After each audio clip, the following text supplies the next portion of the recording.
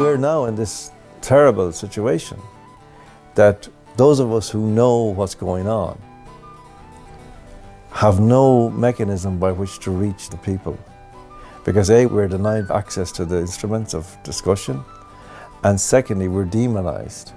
So these poor people who are going to suffer as a result of this, and their children's lives are going to be destroyed, will not hear us because we're deemed to be far right or whatever it is. This is shocking, because I know the day will come when they will realize that they were misled and that they might have saved themselves.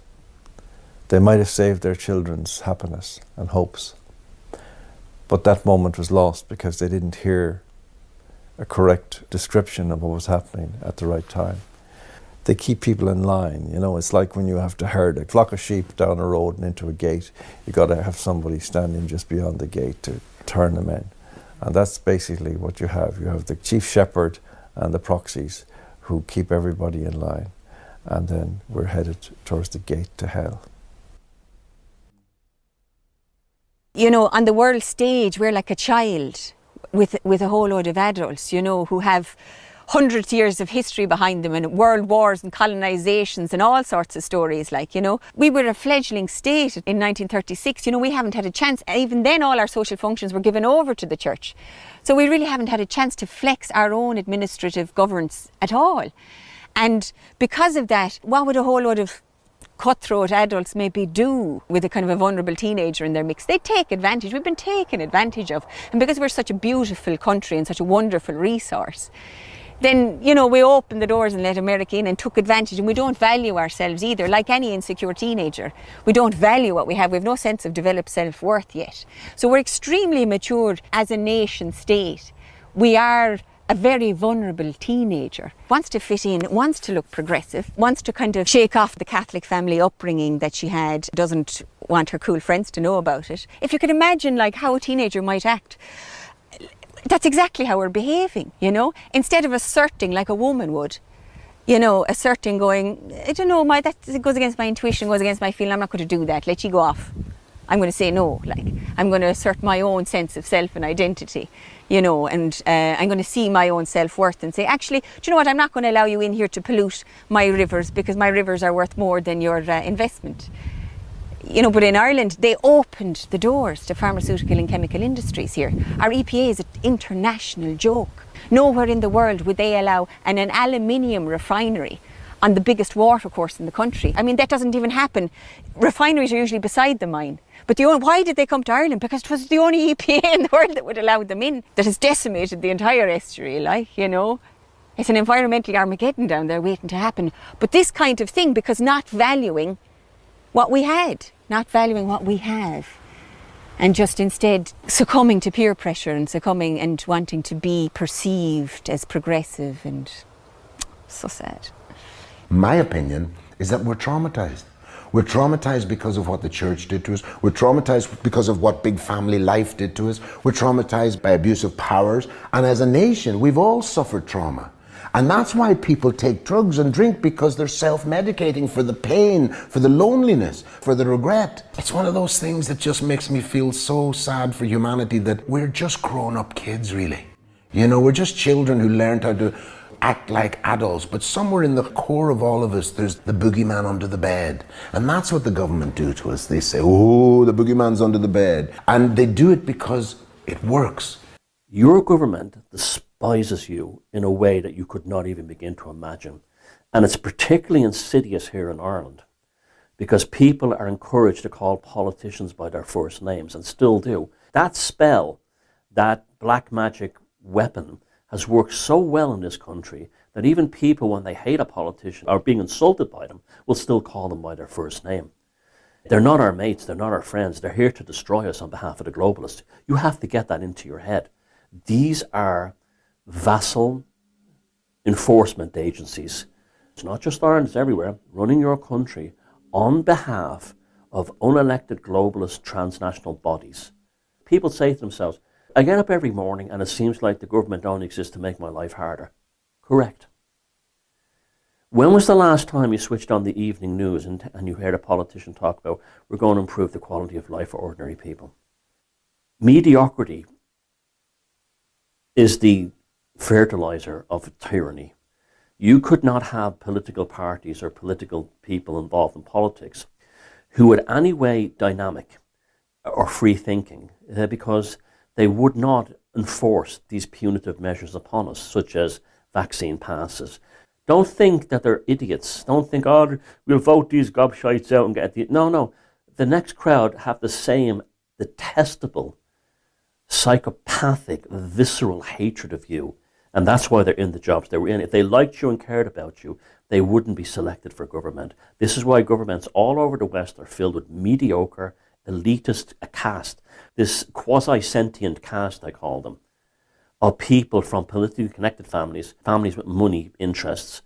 And they're probably not bright enough to actually run the family business, but they're smart enough to carry out the orders given to them in a press release from the Clinton Foundation. You cannot have a conversation with them. They're not capable of internal thought. A lot of them came from families who were given free land by De Valera in the 1930s, and they became suddenly a replacement for the Protestant ascendancy. And they became the bedrock of all the institutions in this country, from the GIA to the political parties and so on, and especially things like the civil service. And to this day have always served in their family the state, regardless of what punitive measures they impose upon the citizens. It's all about this control method that goes on. And this goes across the entire establishment, not just in the politicals, the civil service, the bureaucrats, the health service, especially the mainstream media. Life isn't just get a job, make some money, get a pension and die. Life is this great, incredible mystery. And there is this raging battle of good versus evil. It does exist. The fact that we cannot bear to think that there is evil in this world, even though we're confronted with it all the time. When we listen to the news, we know people do awful things. And if you do nothing about it, it just keeps going. And part of the awakening is like, you've got to do something about it. You cannot just let these people get away with what they're doing. I think we're getting this new hope now of people who say, I want to make the world a better place. There's a lot of people in this country who have a spirit that's beyond manipulation. It's beyond the ability for these forces to control. I think men, if they're doing something good, if they have a mission, they have a spirit within them and they can't be stopped. But if you just throw them all in there, you stay in there now and watch Netflix, you watch a screen for the day, it'll do something to your head, like. It's not good for you. Whereas you give a man a mission, he'll feel good. He's doing something right. It has to get really bad in order for it to get better, unfortunately. But by that stage, like, we could be a minority in our country. By the time people finally get it and they're walking around and they should be able to say it now. At some point, there will be a snap. There will be a breaking point because this can't go on. This is untenable. They cannot keep pushing the way they're doing and expect no backlash. And hopefully that comes peacefully. That's what everybody wants. At the end of the day, this is our country. And men fought for 800 years to free this country. Only for us to lose our cultural identity. You know, it's all about the next generation. It always has been. You know, even the men who went out and made that sacrifice on 1916 on Easter Monday, they weren't going to see the benefit of what happened. They knew they were going to their deaths. At that stage, there was a lot of comfortable people in Dublin and they weren't too happy with what happened. It's very, very similar to now.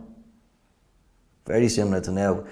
In many ways, it's even more dangerous now because popular culture pulls down a stage set in front of people's eyes. As long as the football is on, as long as they can go on holiday, they feel bob in their pocket. It's all designed to distract you, while piecemeal, bit by bit, they're taking your rights away, they're taking your country away, they're giving your country away. We've been deracinated in the space of 100 years, turned into basically economic units. People are only happy when there's a few bob in their pocket. They're not attached to the land, they don't have the love for the country. This is a spiritual attack, this is a psychological attack, you know. It's a cultural attack. If your mother was Irish like mine was a white woman from Dublin, then not looking like her shouldn't exclude me from a cultural heritage. And given that her and her family had been in Ireland for years, generations, I really started to wonder about what makes you Irish. And in the end, I concluded that an appreciation for where you are and who you're with and the experience of culture and of history all come back to the same point of gratitude. And I felt that, you know, really, if you're grateful for your customs, traditions, your identity. And remember, I grew up in a time when, being Irish was something that was hammered into you daily, whether it was in school learning Irish, whether it was at the end of the dance on a Friday night, standing up for the national anthem. All of those things were what gave me an identity. And I certainly embraced it, because the first music I ever heard was diddly-dee music, ceilidh music. I learned Irish dance when I was very young. So, by the time I was 11, I had 37 medals for Irish dancing. And to this day, I don't know if I was any good. I just think they couldn't believe the little black fella could actually do the moves, so they'd go hysterical when I came out. But I listened to that music every day, and I loved it, and it gave me a sense of identity.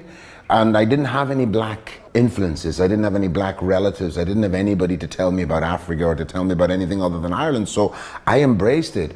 And in doing so, there was a huge sense of gratitude for me, not just in the way that people treated me, which was with kindness, humility, respect, curiosity for sure, because I was the only black kid in the entire county. I was so grateful to the basic decency of the Irish people, who could have made me feel like the odd man out, who could have made me feel uncomfortable, but they didn't. They did the opposite, and they embraced me.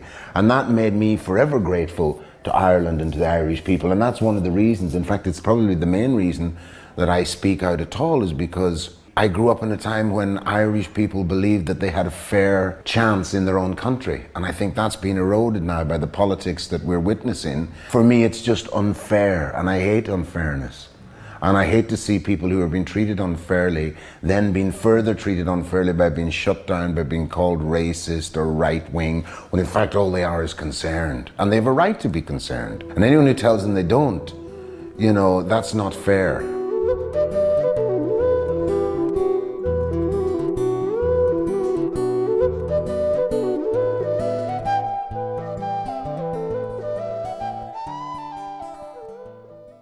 But in his 20s, this young man wants to talk to us about an idea he has on the soapbox that he wants to put to the people of Ireland, and he is firmly convinced that he is right about this idea. Now, it sounds heavy, but it's not. Stay with us now. Stay with us. It's about the national debt. He reckons that you should skip it, repudiate it, renege on it, welch on it, refuse to pay it. That's the end of it. You welcome, please, John Waters. There's a basic moral issue. Should we deprive our people of the necessities for a good, healthy, decent, dignified life in our country? Or should we deprive a handful of fat cat bankers of a relatively small amount of extra profit? It really is as simple as that. So-called experts hypnotise us with figures and balance sheets, while our real wealth is hemorrhaging from every port and airport like blood from a stuck pig. We're mad as hell, and we're not going to take it anymore. If the John then met the John now, we wouldn't know how to communicate. He would think I didn't know anything, and I would know he didn't know anything. Things were very bad then. It's very hard to imagine what it was like then if you weren't there, and how close it was to, Gerber used to say, banjaxed. We were banjaxed. We really were. Remarkable, really. 20 years from banjaxed to bonanza. Nobody predicted that it would go from that to what it is now. So you feel a bit silly in retrospect. I feel silly looking at myself, saying that, knowing what I know now. But at the time, that was the way it was. That was the fear, that those words, poverty, hunger, immigration, famine, they were real. They were real ideas, and they were real dangers.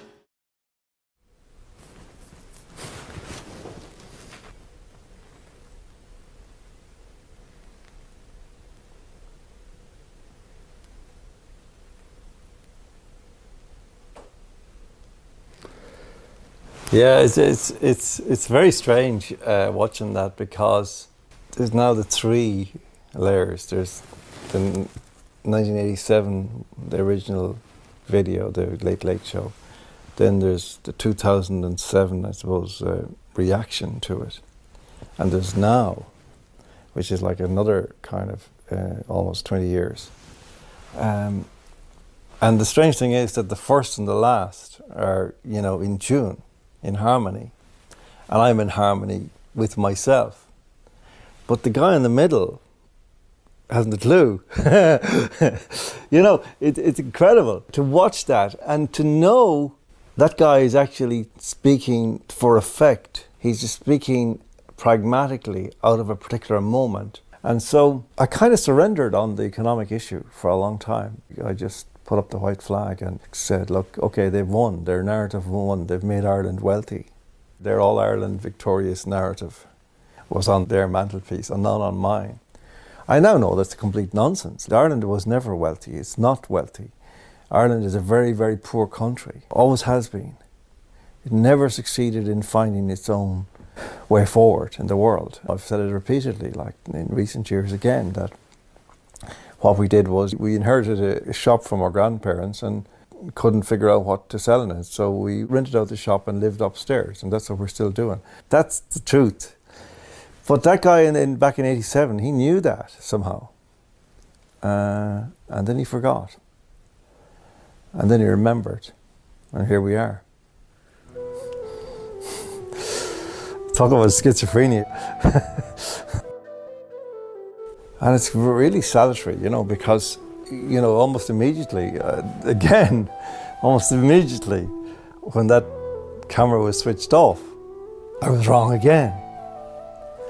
But I had been right the first time, if I just stuck to what I'd said then on the late in 87, because that's still true. That's the kind of constant truth. That's been true all along. It's really the price of continuing to be in the mainstream, I suppose.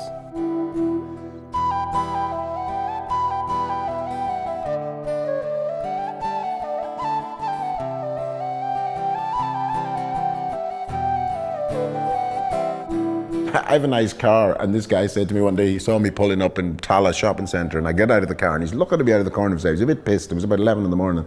And he goes to me, "Where did you get a car like that?" And I said, "Oh, the government gave it to me. I'm just straight in from Africa. They're giving them to all the Africans." And he goes, "I knew it. I knew it."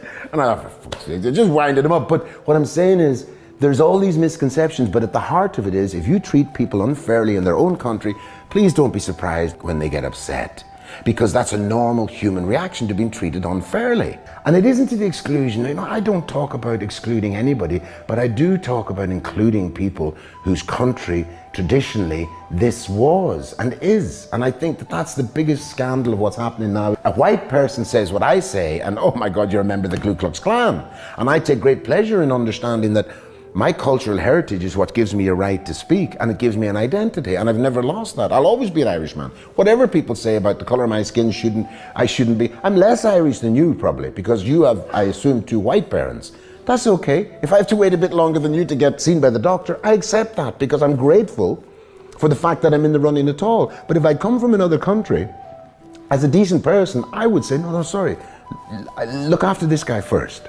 And when you've looked after him, I'm happy to wait my turn. And I think most decent people are, but the politicians, that doesn't fit with what they want. They want you to just stand in the corner and to be quiet. When the Irish arrived during the famine times in New York and Boston and Baltimore and Philadelphia, after the mobs had thrown rocks at them and saying, "Go back home, Paddy," the next person they met was the Democratic representative who said, "Welcome to America. There's a soup and a sandwich over there for you. Here's your US citizen form and here's your Democratic voter card." If you want to know what's happening, all the political parties here want a blank slate. They want a new constituency that doesn't have the baggage, that won't remember how the politicians basically threw us to the IMF in 2008 and suddenly resigned for family reasons. They want new people who don't remember when RTE, during the height of their psychological warfare against the Irish state, during the COVID lockdown, had parties where there was no mask and no social distances. And when they should have went to prison for that, and all they did was lessons were learned. There's a lot of people out there who now see, and it's rapidly increasing, and it's going on in all the countries. In England, the days of Tory and Labour is over. In Ireland, the days of Fianna Fáil, Fianna Gael is rapidly coming. Everyone is going, these are all working for the same side. Now, what's the best way to deal with that? Bring in new ones, have no baggage and have no skin in the game, as they say. Wait for the natives to die, and then you have your new population. So what's being done to the Irish right now with this globalist human trafficking? and the flooding of our country with people who don't come from here. And remember, it's always the politicians, not the people. Never blame the people. If I was in a crappy country and I was offered to live in a nice, rich country like this, I'd take it too. What's being done to us is being exactly what was done to the Native Americans and exactly what was done to the Aborigines in Australia. We are being disenfranchised by our so-called government. The present Irish government want to exterminate the Irish. There's no difference between Manifest Destiny and what they call the New Ireland. We are an indigenous people, and our kin is not the colonial British, the colonial Belgians, the colonial Germans, the colonial French. Our kin are the Native American First Nations peoples, the Aborigines of Australia, and any other indigenous people that has been wiped out or marginalised, basically discarded from society. We're hearing language like this already. White Irish men have all this privilege. Sorry, that's racist. You're the white Irish man that has the privilege, not the average guy who's trying to make a living and look after his family and has to live and die by the rules that you impose upon him. We were victims of colonialism. We were the first ones transported to the Americas as indentured servants, which is a nice way of saying slaves. You're the one that has the privilege. Ireland's a small country. We need immigration, of course we do. But when you flip the switch that certain people can enter Ireland without papers, without identification, you're putting everybody at risk. If you mention the subject, you're against refugees, which is bullshit. My father was an immigrant, but the government play loose and fast with words, and they want to paint everybody into you're against immigration, and that's not the case, and it's a lie. And I think that trick of the switch, whereas if you have any criticism of the government's policy, then you're right wing, you're racist, you're against refugees, and it's a very dangerous game they're playing. It always gets me this, and it makes me slightly emotional because Ireland have been fought from outsiders for so long. They dealt with the English, they dealt with the abuse in the church. And now I see scenes of the Irish Guards being used to silence and quell Irish people who have genuinely legitimate concerns about their safety, about their communities, about their daughters, about their mothers. And yet they're being tarred with a brush that is not fair, and it makes me angry because these people have lived in this country for generations and generations, and their parents, their grandparents, their great-grandparents, they had nothing. I saw it. And they worked themselves into the fucking grave, believing that they were leaving something of value for their children, for their grandchildren, and that is the Irish inheritance. And to point that out has become almost radical, and it shouldn't be. It's common sense. These people who were left a beautiful country, a safe country, now feel that that's in danger because of government policy, or should I say because of EU policy, because at this stage, Irish government are not running this country. Was anybody told at the last supposed election that this vote would mean that you would have to stand by and watch Ireland being changed forever? And that's what makes me angry and what makes me upset, is to see decent, kind, gentle people being taken advantage of. And this is something the Irish have had for millennia. They're good people at heart. Of course we've got our own fair share of gobshites and Egypts. That much we all know. But at the heart of it, there's a psychological game that the church played on the Irish people.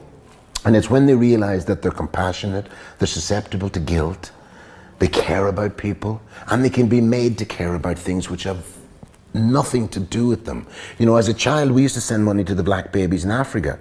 That was where you have to be caring, because if you don't care, you're not a good person. So we were brought up in a culture of being nice. And as I said before, being nice is what's got us into this shit. People wanting to do the right thing, being sort of mentally persuaded to be kind, to be generous, to the point that their own safety, their own culture, their own heritage, and their own inheritance is now in danger and at question.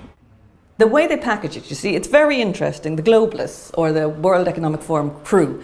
So it's always packaged in inclusivity and, the global world, which is fine. You see, a lot of good stuff in there. Yeah, there's a lot that are the good part of ourselves agree with. Yeah, we are one big global family, and let's look after each other. So it's appealing to our better nature. They're very clever in all this, but then they manipulate it, which is what's happening with this open door policy. Oh, Ireland, the land of 1,000 welcomes, and 1,000,000 goodbyes to our own. And isn't this half the problem? It's not that we have anything against people coming into our country or breaking bread with people. Yes, we have travelled the world. Yes, we love other cultures and we love living in different countries ourselves. But come on, we have to manage. There has to be some kind of border control and management of the amount of people that can come in. And the way it is now, it's just bananas. We have this crazy government. It's like open door, uncapped numbers, keep them coming, keep it coming, keep them coming, and coming in with no documents sometimes. Again, the newspapers are so complicit. When they are reporting crime from some of the newcomers, they'll just say, a man from Meath. And you're like, wait, is he actually from Meath? And then they're like, that's racist. That's racist that you have to ask that. And it's like, that's not racist. Now stop it. So, we have to come back to common sense. We have to come back to having some kind of border control, protecting our own, making sure our own come first. It's so bananas when you listen to the news and it's like, we're building all these homes, for all the newcomers. And then the next report will be there's 13,000 homeless Irish people. There's nothing we can do about it. We're supposed to be sitting there and going, oh yeah, but it's the right thing to do. No, it's not. We have to have some common sense. And I think that'll be part of other people's awakening. Because sometimes you're like, did you see that? Do you think that's a bit funny? Do you think something a bit peculiar going on here right now? I think if we can stay measured and peaceful and loving, this open door policy is ridiculous. But let's take aim at who's doing it.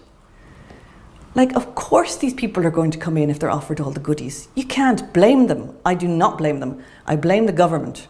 So that's where my eye is. But I just think we have to be strategic. We have to be calm. We have to be measured. Use our voices.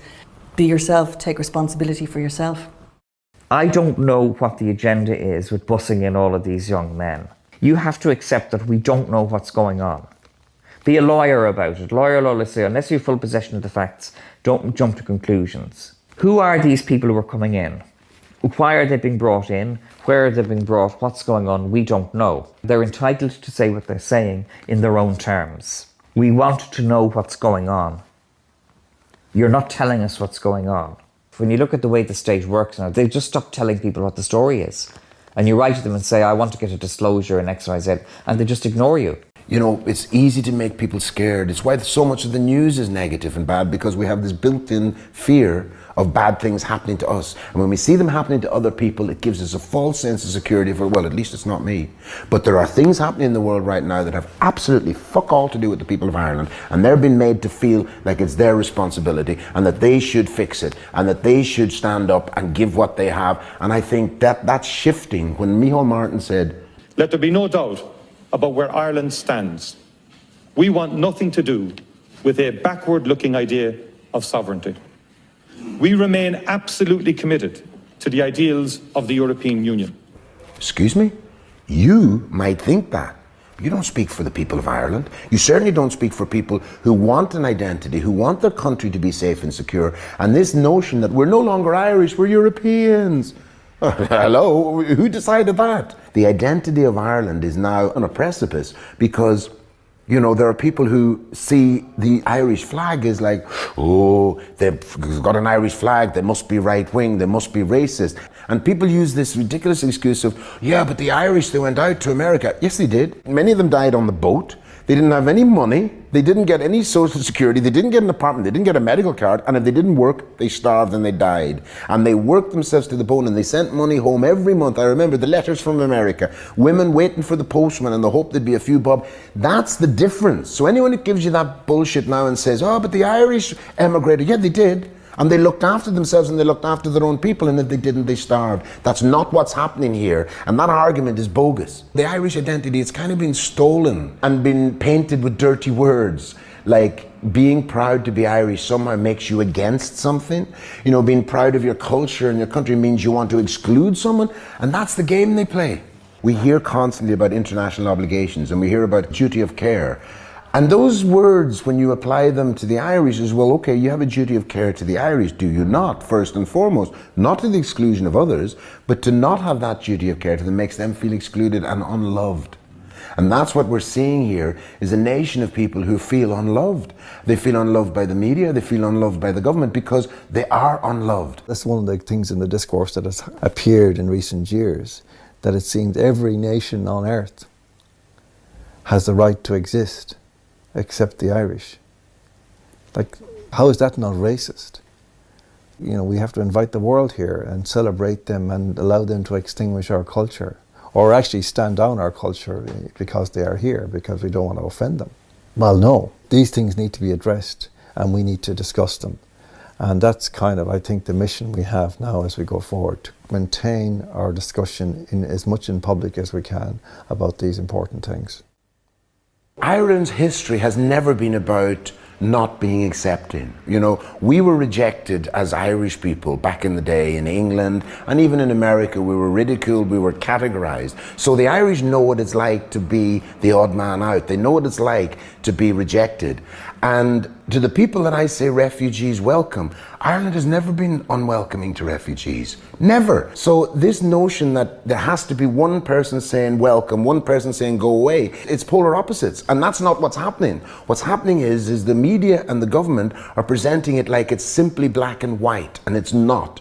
Of course you help people. We have a history of it. Look at Live Aid. We give something like 3 times more money than anybody else. Look at the size of fucking Ireland. And yet we stood up and we were generous. But whether you're sending money to the black babies in Africa 50 years ago, whether Bob Geldof's roaring at people to send money to Africa now, at the heart of that is the belief that this is your responsibility. More so than it's your responsibility to look after your own people. So to the people who have those signs that say refugees welcome, everybody's entitled to their point of view. But I would say this to them: if you feed somebody else's children before you feed your own, something's gone wrong.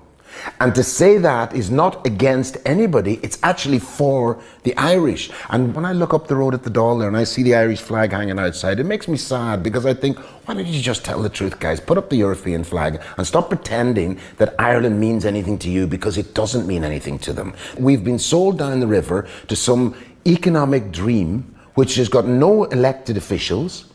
It has these unelected officials in Brussels dictating to governments what to do, how many refugees to take, how much we'll fine you if you don't take them. So it's like simply this: if you don't own the keys to your front door, your house is not yours and it's not secure. And you wouldn't bring somebody into your house that you didn't know who they were. I grew up in Killybegs. You went to bed at night and you left the key in the front door, or you left the latch open on the back door, because you were in a community. There were fellow Irish people who might have a problem in the night. You felt secure and safe to do that. You wouldn't do it now. And when I grew up, when you sent your children to school, there was one thing that was absolutely certain, and it was this: you knew that when you put little Mary or Aisling or whoever you sent into school, she was coming home at 3 o'clock safe and sound. You can't say that anymore. And I would put those things down to the government's policy of basically outsourcing immigration to an unelected group in Brussels. And that, for me, is a real danger for the future of the country and for the safety, and not just for the Irish. As I said, for the people who've come here from other countries, they want to feel safe and secure, and they know, and I get messages from them all the time, even Ukrainians saying, well, we didn't know you didn't have houses. We thought there wasn't a housing problem here. I mean, we're grateful for what we've got, but we had no idea that your own government hadn't sorted out your problem.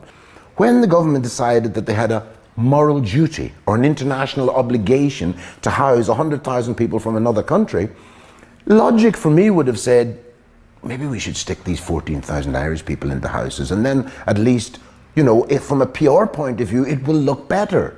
But they didn't, they went feck 'em. And that was like, whoa, so you could have sorted out the housing problem at any stage in the last 30 years. And these people still have a nerve to stand up and say, we care, we're going to fix this. Sorry, you're discredited. You had your opportunity, and we've all the homeless charities taking up the slack for the government, but really not fixing the problem. But the government could have fixed it, and they could fix it tomorrow. But their obligations are for the Brussels bankers. They're not for Irish people. Have you noticed how little they talk about the Irish, these people across the way? They don't do it anymore. It's like a dirty word. You know, the tricolour is now becoming a symbol of hate. Bullshit. It's the flag of Ireland. But that's what they want you to forget, because we're in this great European experiment. We're under the thumb of Germany and Brussels. If you have a duty of care to anybody, how is it not to the people who supposedly elected you, who pay your wages? It's not fashionable to say that anymore, and that's scary.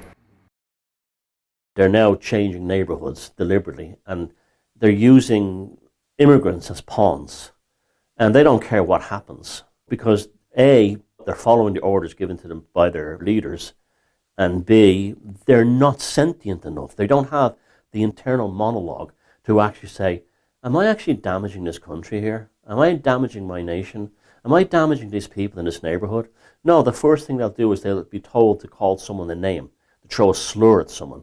That's been thrown in other countries and other situations like that. The working class always pays the initial brunt of the attack, whether it's steel mills or coal mines shut down, whether it's their neighbourhoods being flooded with refugee centres. Whatever is done to the working class, you can be sure that's the agenda, because they hit them first.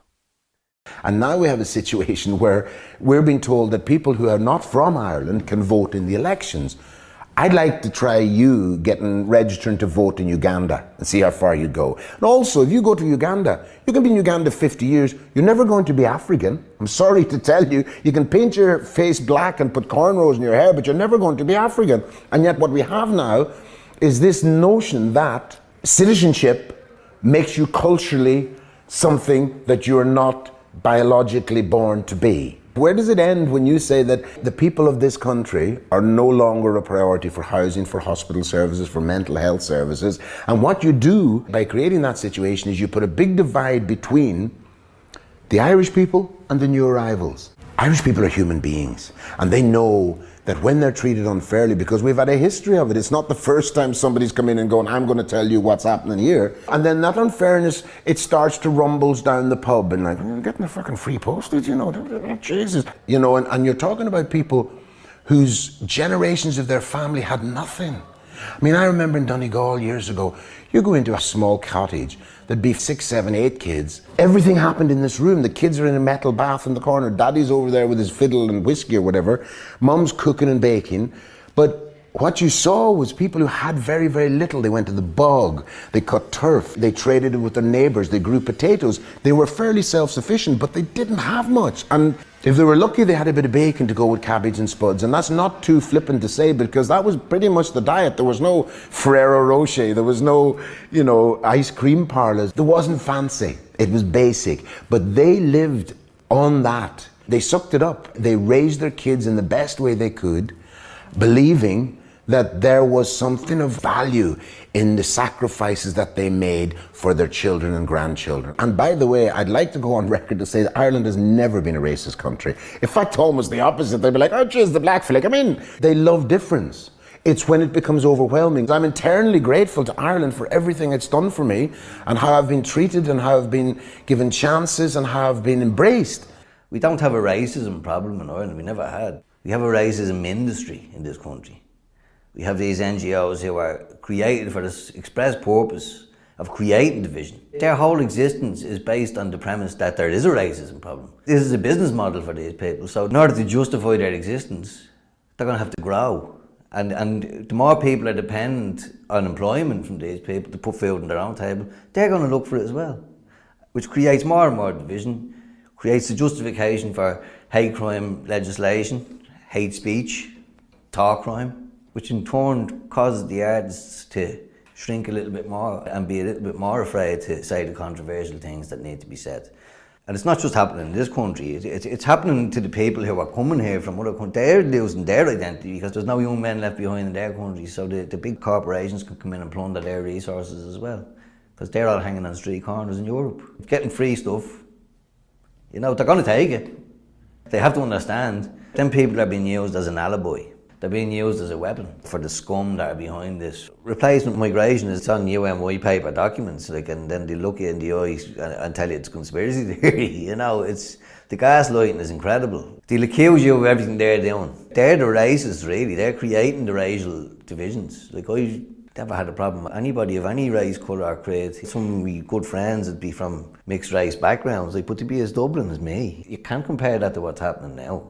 To say there's no differences, it's dishonest to a degree that's like, it's just scandalous. And to use the faux compassion as a weapon against the indigenous population, it's despicable, really. To replace a whole demographic, the communist concept of year zero, you know, where you're starting from scratch. As Orwell said in 1984, if you control the past, you control the present. So that's what they're trying to attempt. They want to, once we're gone, they want a blank slate, and the kids won't have any national pride, any memory of who we were. This is all a long, long time in the plan, and they've weakened people spiritually, emotionally, intellectually, creatively. It's as evil as any war. To think you can just come in and you can supplant the whole culture to create your new vision for the world, to make it a situation where countries are no longer countries, they're just plots of land where corporations go and do their bidding. Like, there's going to be a situation in the future probably where you're not going to have police forces as such, you'll have corporate security, like who are protecting these mega corporations, and they will be the new nation states.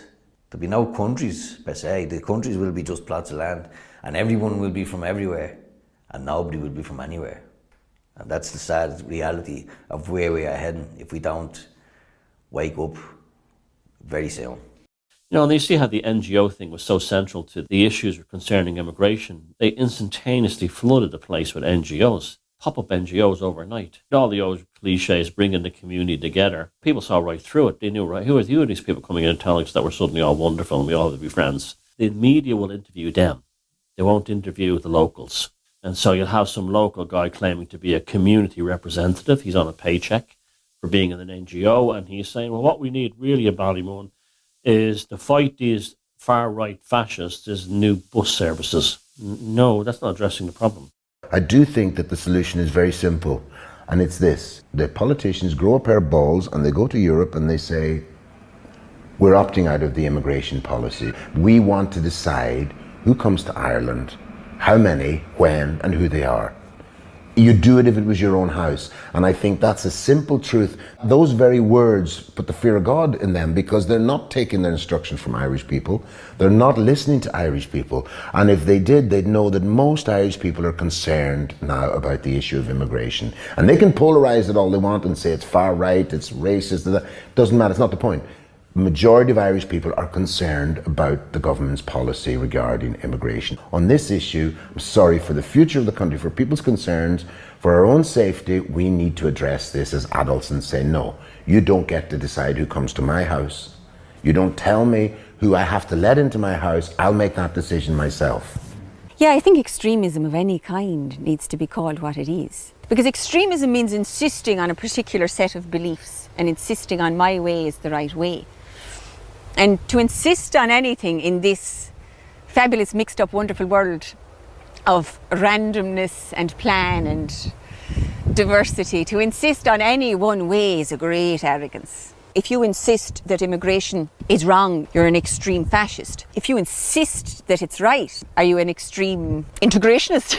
You know, it's still insisting both ways. There's no compromise, there's no balance. The lesson of life is balance, where we see that there's no one way, that the diversity of life is such that in some situations one rule works and in another situation it doesn't work. In some towns it works beautifully, in another town it's a blessed catastrophe, you know, and that is true. And I can't say it's a blessed catastrophe, but I can say it's a wonderful thing. I can say it's a brilliant thing, but I can't say it's an awful thing. We have to watch out for these contradictions, because they show the lies, they show the fallacy. We have a responsibility to hold this state to account because they're there to serve us and they're clearly not doing that. Now, it's the role of the media usually because they are the public voice of the people. Your job is to afflict the comfortable and comfort the afflicted, to be the voice of the man that has no voice. I believed that vocation, because it is a vocation if you're a real one. But that's not what it's become. I'm disgusted. It's become the total opposite, like comforting the comfortable, ensuring that the comfortable stay comfortable, and afflicting the afflicted. It's become the opposite. So the vocation has been distorted completely, and it's not worth the name journalism anymore. And so because the media don't do that job, then the citizens kind of can't sit back. Now the citizens have to be more active.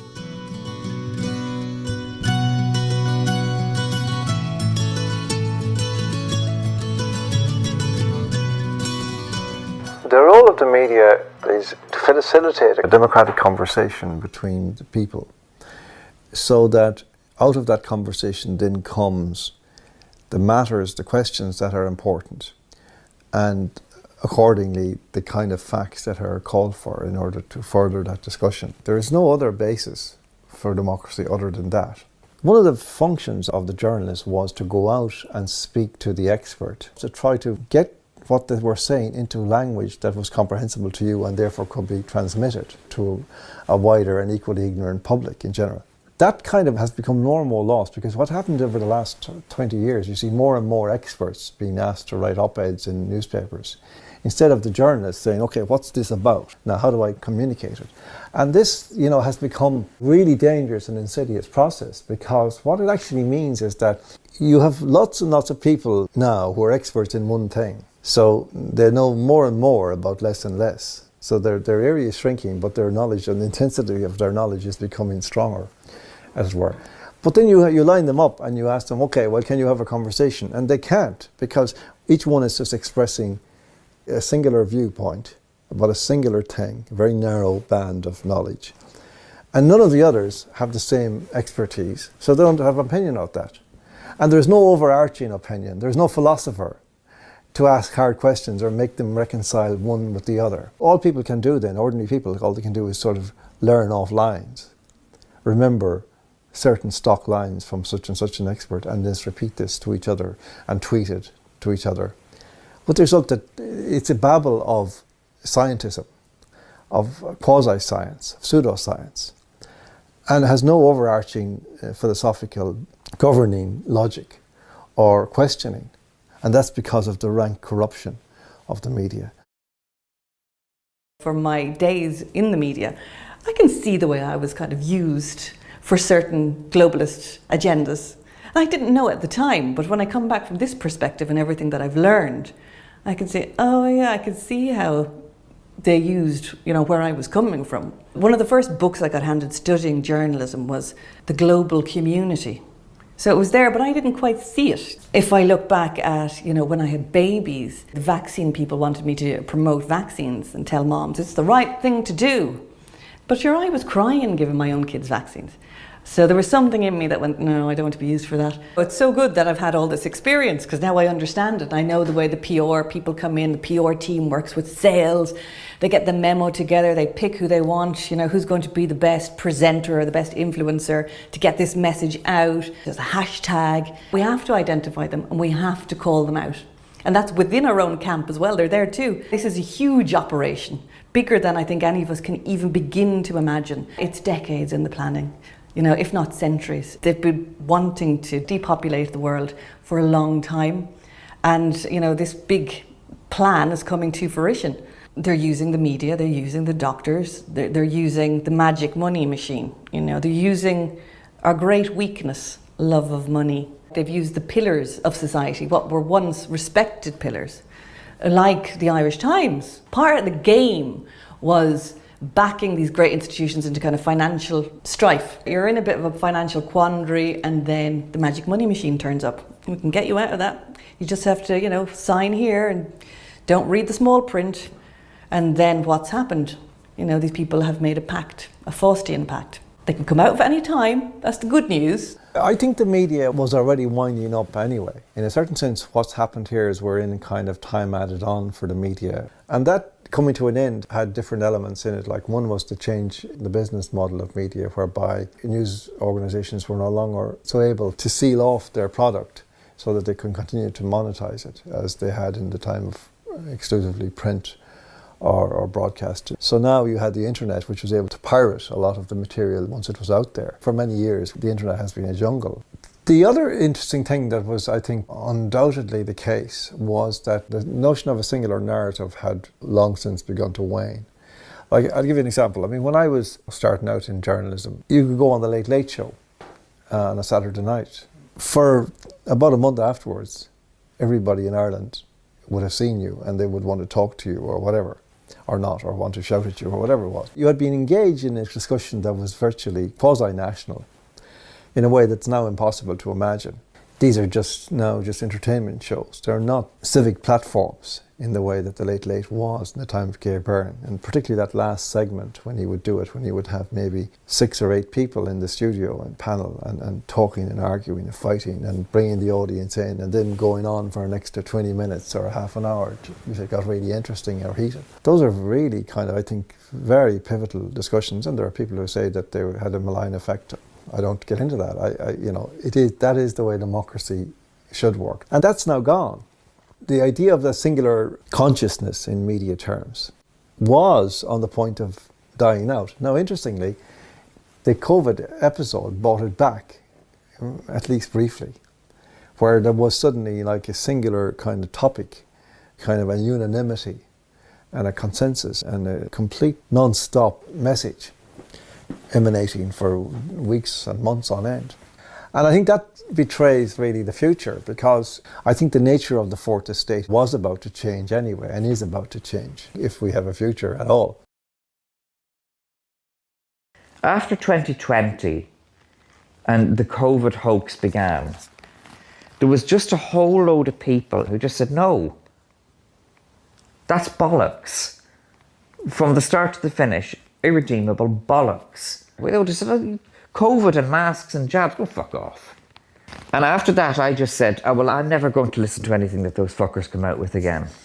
You know, the mainstream media in Ireland are coming round to realising that they angered and upset and offended and alienated a lot of people for a long time. And they've realised that they've got to start changing their act quite quickly.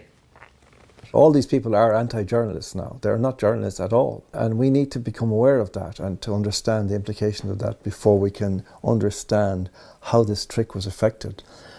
And then perhaps we can think of ways of reversing the effects. What it is media that have ceased to provide the means of the national democratic conversation are still pretending that that's what they're doing.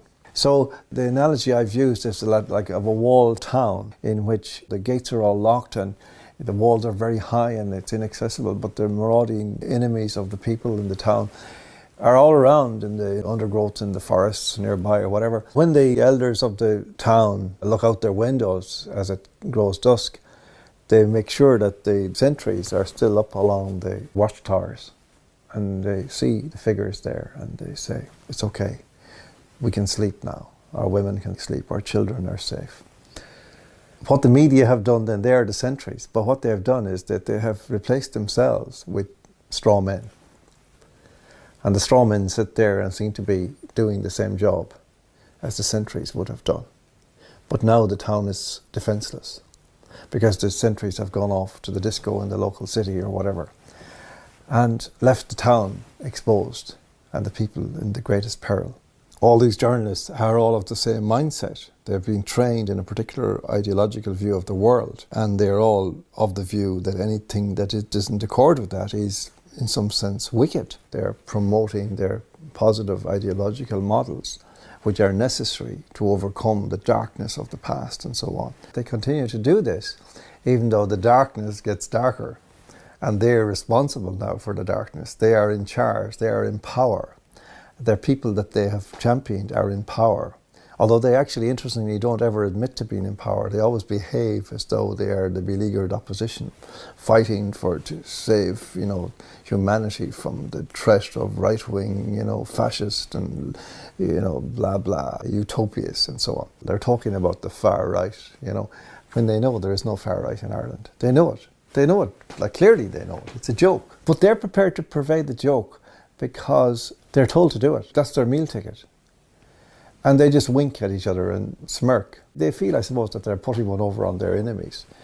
But ultimately, they're putting one over on themselves, because it's only a matter of time as to when we arrive at critical mass, there are enough people to say enough already. The issue then is, will they have managed to lock the doors before that moment arrives? Will they have managed to actually imprison us all in their new paradigm? They are on the wrong side of history. Clearly, they're taking the side of the most powerful, richest forces on the planet against the ordinary people. Because if there is an accurate, truthful history, they will be regarded as an utter disgrace. There is almost no one in the mainstream media in any of the West that you could actually even refer to as a sentient human being at this point. They're purely transnational press releases from organisations, the Clinton Foundation or the World Economic Forum. Those press releases are encapsulated in skin and a bad haircut. And that's what journalists are today, and that's what newsreaders are today. And they're only there to punish you, to make you feel everything is hopeless when they feel like it. There's some really wicked stuff going on in Ireland at the moment. The Irish Times seems to have endless stories lately of native Irish people who's saying, oh, we're glad we moved to Canada, we're glad we moved to Australia, we're glad we got out of Ireland, we had to get out. You could actually see the Irish Times is literally encouraging Irish people to leave. They're creating a real brain drain like they had in the 60s in England. They want to get the people that should be rebuilding this society out and replacing them with ones who will have no heritage in this land or this country. Now, I'm not putting those people down, but they just don't have it. Irish people are not allowed to enjoy our own country. That's one maxim you can take forever. And as soon as things are good, they say, I should be better off somewhere else. And that's been going on forever. In the past, they did it with indentured servants to the Caribbean, to Barbados. Then it was the famine. They built Catholic parish churches all over America and Australia and everywhere else. Well, now it's this new thing. It's like, well, you know, Ireland is great, but, you know, I'm doing better in Canada. I'm doing better here. I'm doing better there. The weather's nicer where I am now. The model that we see now, which is this diffused model, this variegated model of bloggers and vloggers and Telegram and YouTube and BitChute and Substack and articles and Twitter and all this stuff, which seems to be completely chaotic and random, is actually the fourth estate now.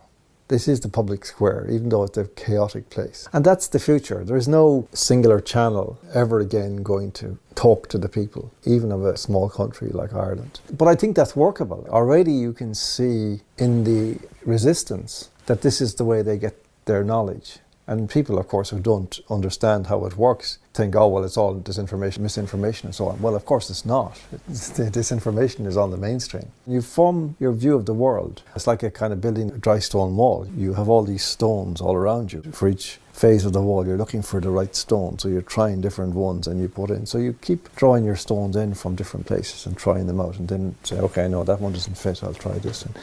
And gradually the wall builds, and that's how I think this new chaotic system of media will work for people. It'll be very, very different to what we're used to.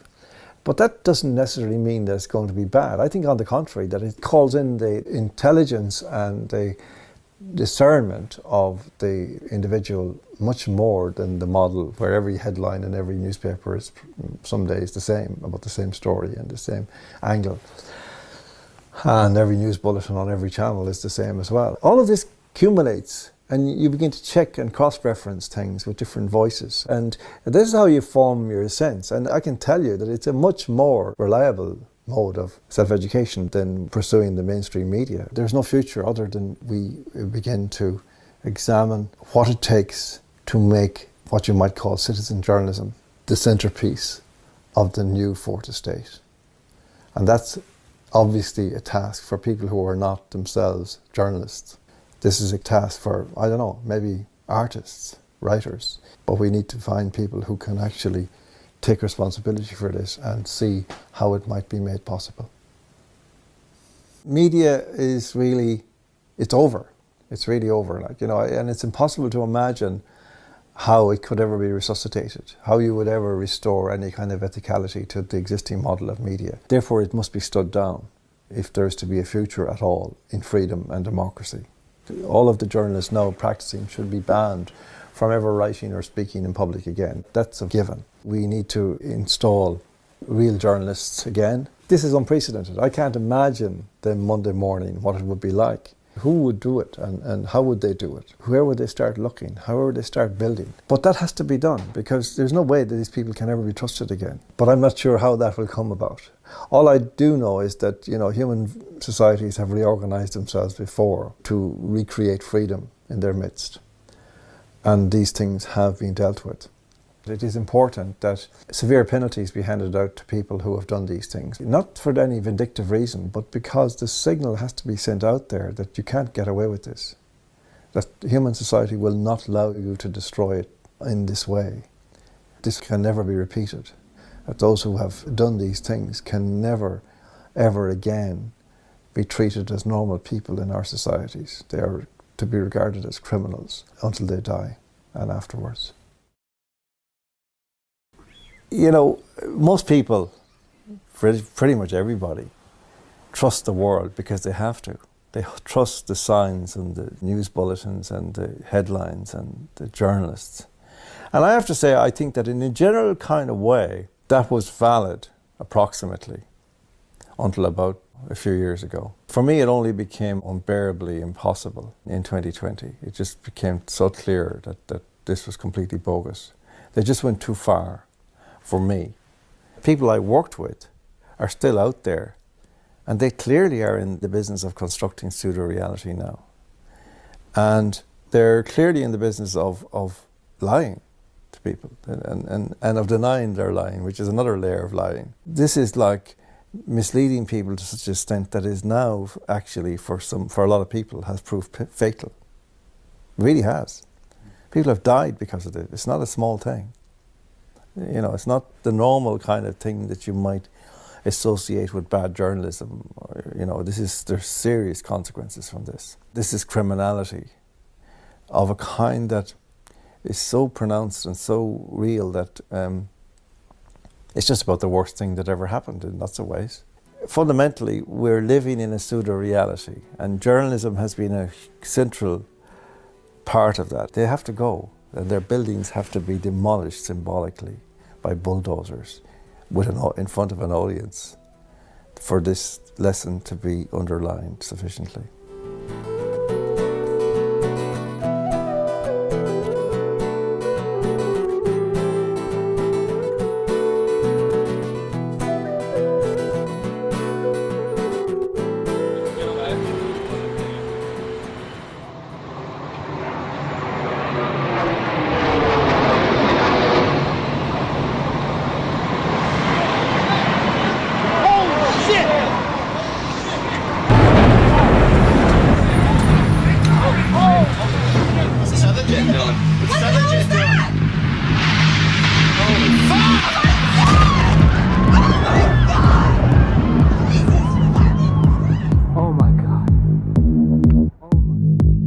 Absolutely, 9/11 was the opening salvo. Even if the official story was true on that, right?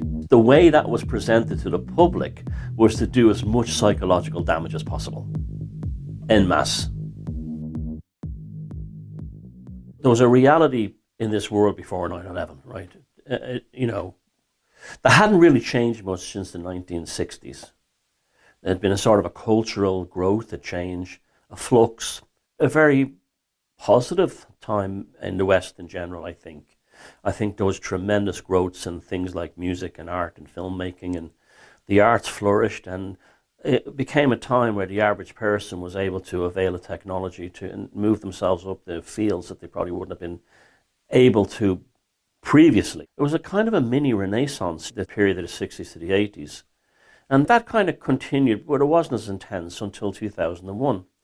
If you watch news broadcast reports from New York City on the night before 9/11, it's like looking at a different planet compared to what was the next day. What happened there was a psychic shock, right? You had the first time in history, you had billions of people all over the world observing these horrific events in Lower Manhattan at the same time, right? This creates a tremendous amount of psychic energy, okay? And then you're entering into the world of theoretical physics, quantum physics, where we know that reality is both a particle and a wave function at the same time, depending on the observer effect. So that was the observer effect on steroids globally. So what happened then was the wave shot up, it jumped up. And we were put into a psychic state, and reality changed. And to sustain this wave, they had the invasion of Iraq. You had a country that had absolutely nothing to do with it. It even said they would cooperate with finding the terrorists who did it. Attacked, and you had people in America wanting the Iraqi government overthrown for 9/11, even though they were no more responsible for 9/11 than Iceland or, Macau. The wave function had to be sustained, this certain state of terror. And then this had all kinds of other spin-offs, such as Islamic terrorism, that really began to take off, and so on. And they had to keep this thing going. And the ultimate transformation or transformative moment was going to be the war on us. Your politicians in your government are actually at war with you. They're in office to destroy you on behalf of these globalist powers. And they're doing it through psychic weapons. It then went into biological warfare. That what happened with the release of that COVID vaccine was no different than the SS Gruppenführer pouring the Zyklon B into the showers at Auschwitz. It was the same thing. And they didn't lie to us. They're on video saying the next pandemic will kill so, and they're smiling and smirking. So we, we'll have to prepare for the next one. That I'd say is will get attention this time. In Ireland, we have an epidemic of childhood asthma, cancer, Alzheimer's, childhood obesity, another epidemic in Ireland. So we have these very serious illnesses that are affecting 30% or more of the population at epidemic levels, and there's almost nothing being done about them. Now you have a virus that's affecting, I don't know how many it affected. Jesus, hard to get a real figure, but it certainly wasn't more than 5%, not an epidemic level. And the reaction was to anaesthetise the entire Irish economy, to shut down all movement of people, of all civil liberties to be suspended, to isolate people in their homes, essentially killing many people through that isolation, because people die in isolation. In isolation, things die. To do all of that for something that was affecting so few people within the context of all these other epidemics. So all it took was a tiny bit of lateral thinking to go, hang on a second, you can't do that. But that level of lateral thinking seemed to be quite beyond the majority of people. We just told them the facts, and the Irish people could decide for themselves. No, you did not tell them the facts. With the vast majority of those people who are reliant exclusively on the mainstream media, you did not tell them the facts. What you did was you were exceptionally selective about everything that you let them hear and see, and you froze out anything that didn't suit you, or didn't suit that narrative that was dictated to you. Don't be saying now that you were objective or that you gave everybody the full facts. You didn't. Stop gaslighting. The minute you got a job at RTE, the next day the phone would ring. Hello, Billy Murphy here from Carlow. We have a discotheque. I see you're working for RTE now. Would you come down and spin a few records for us? We'll give you £1,000.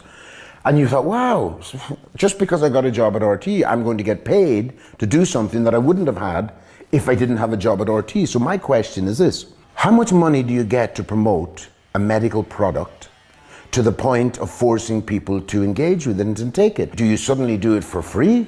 Or do all of the people who promote the vaccine, did they do that out of the goodness of their heart? Were they paid to do that? On the government website, if you go on there today and you look, and it'll say, in 2021, 2022, there were no excess deaths. So I was like, hang on a minute, let me just check that. Went on the government website, there it is, no excess deaths. I'm going, if there were no excess deaths, what were those people talking about?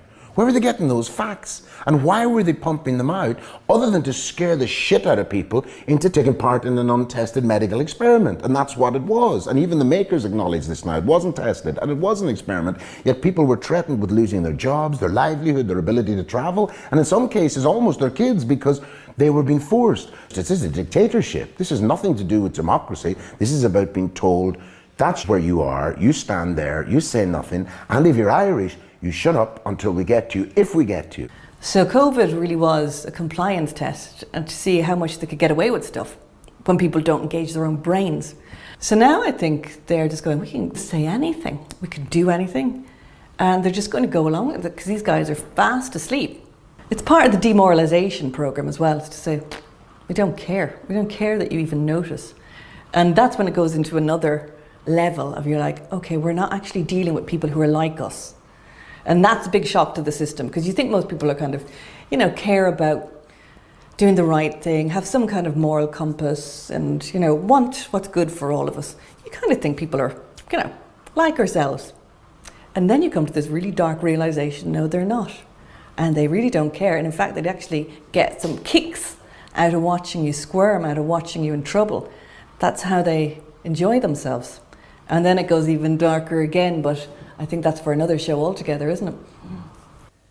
When you saw it in the demeanour of the political classes, the viciousness of them, the sadistic demeanour that they adopted in the face of people's hurt and consternation and bemusement, the way that they callously allowed people to die on their own in rooms, kept apart from their loved ones, the way they left the abortion clinics open but they closed the churches. All this stuff, it was just like, in your face, buddy, suck it up. It's like a caricature monstrosity that manifested suddenly in the public sphere, and it seemed to infect virtually all of the actors who were representing the state, representing the government, representing the media, which is of course the state anyway.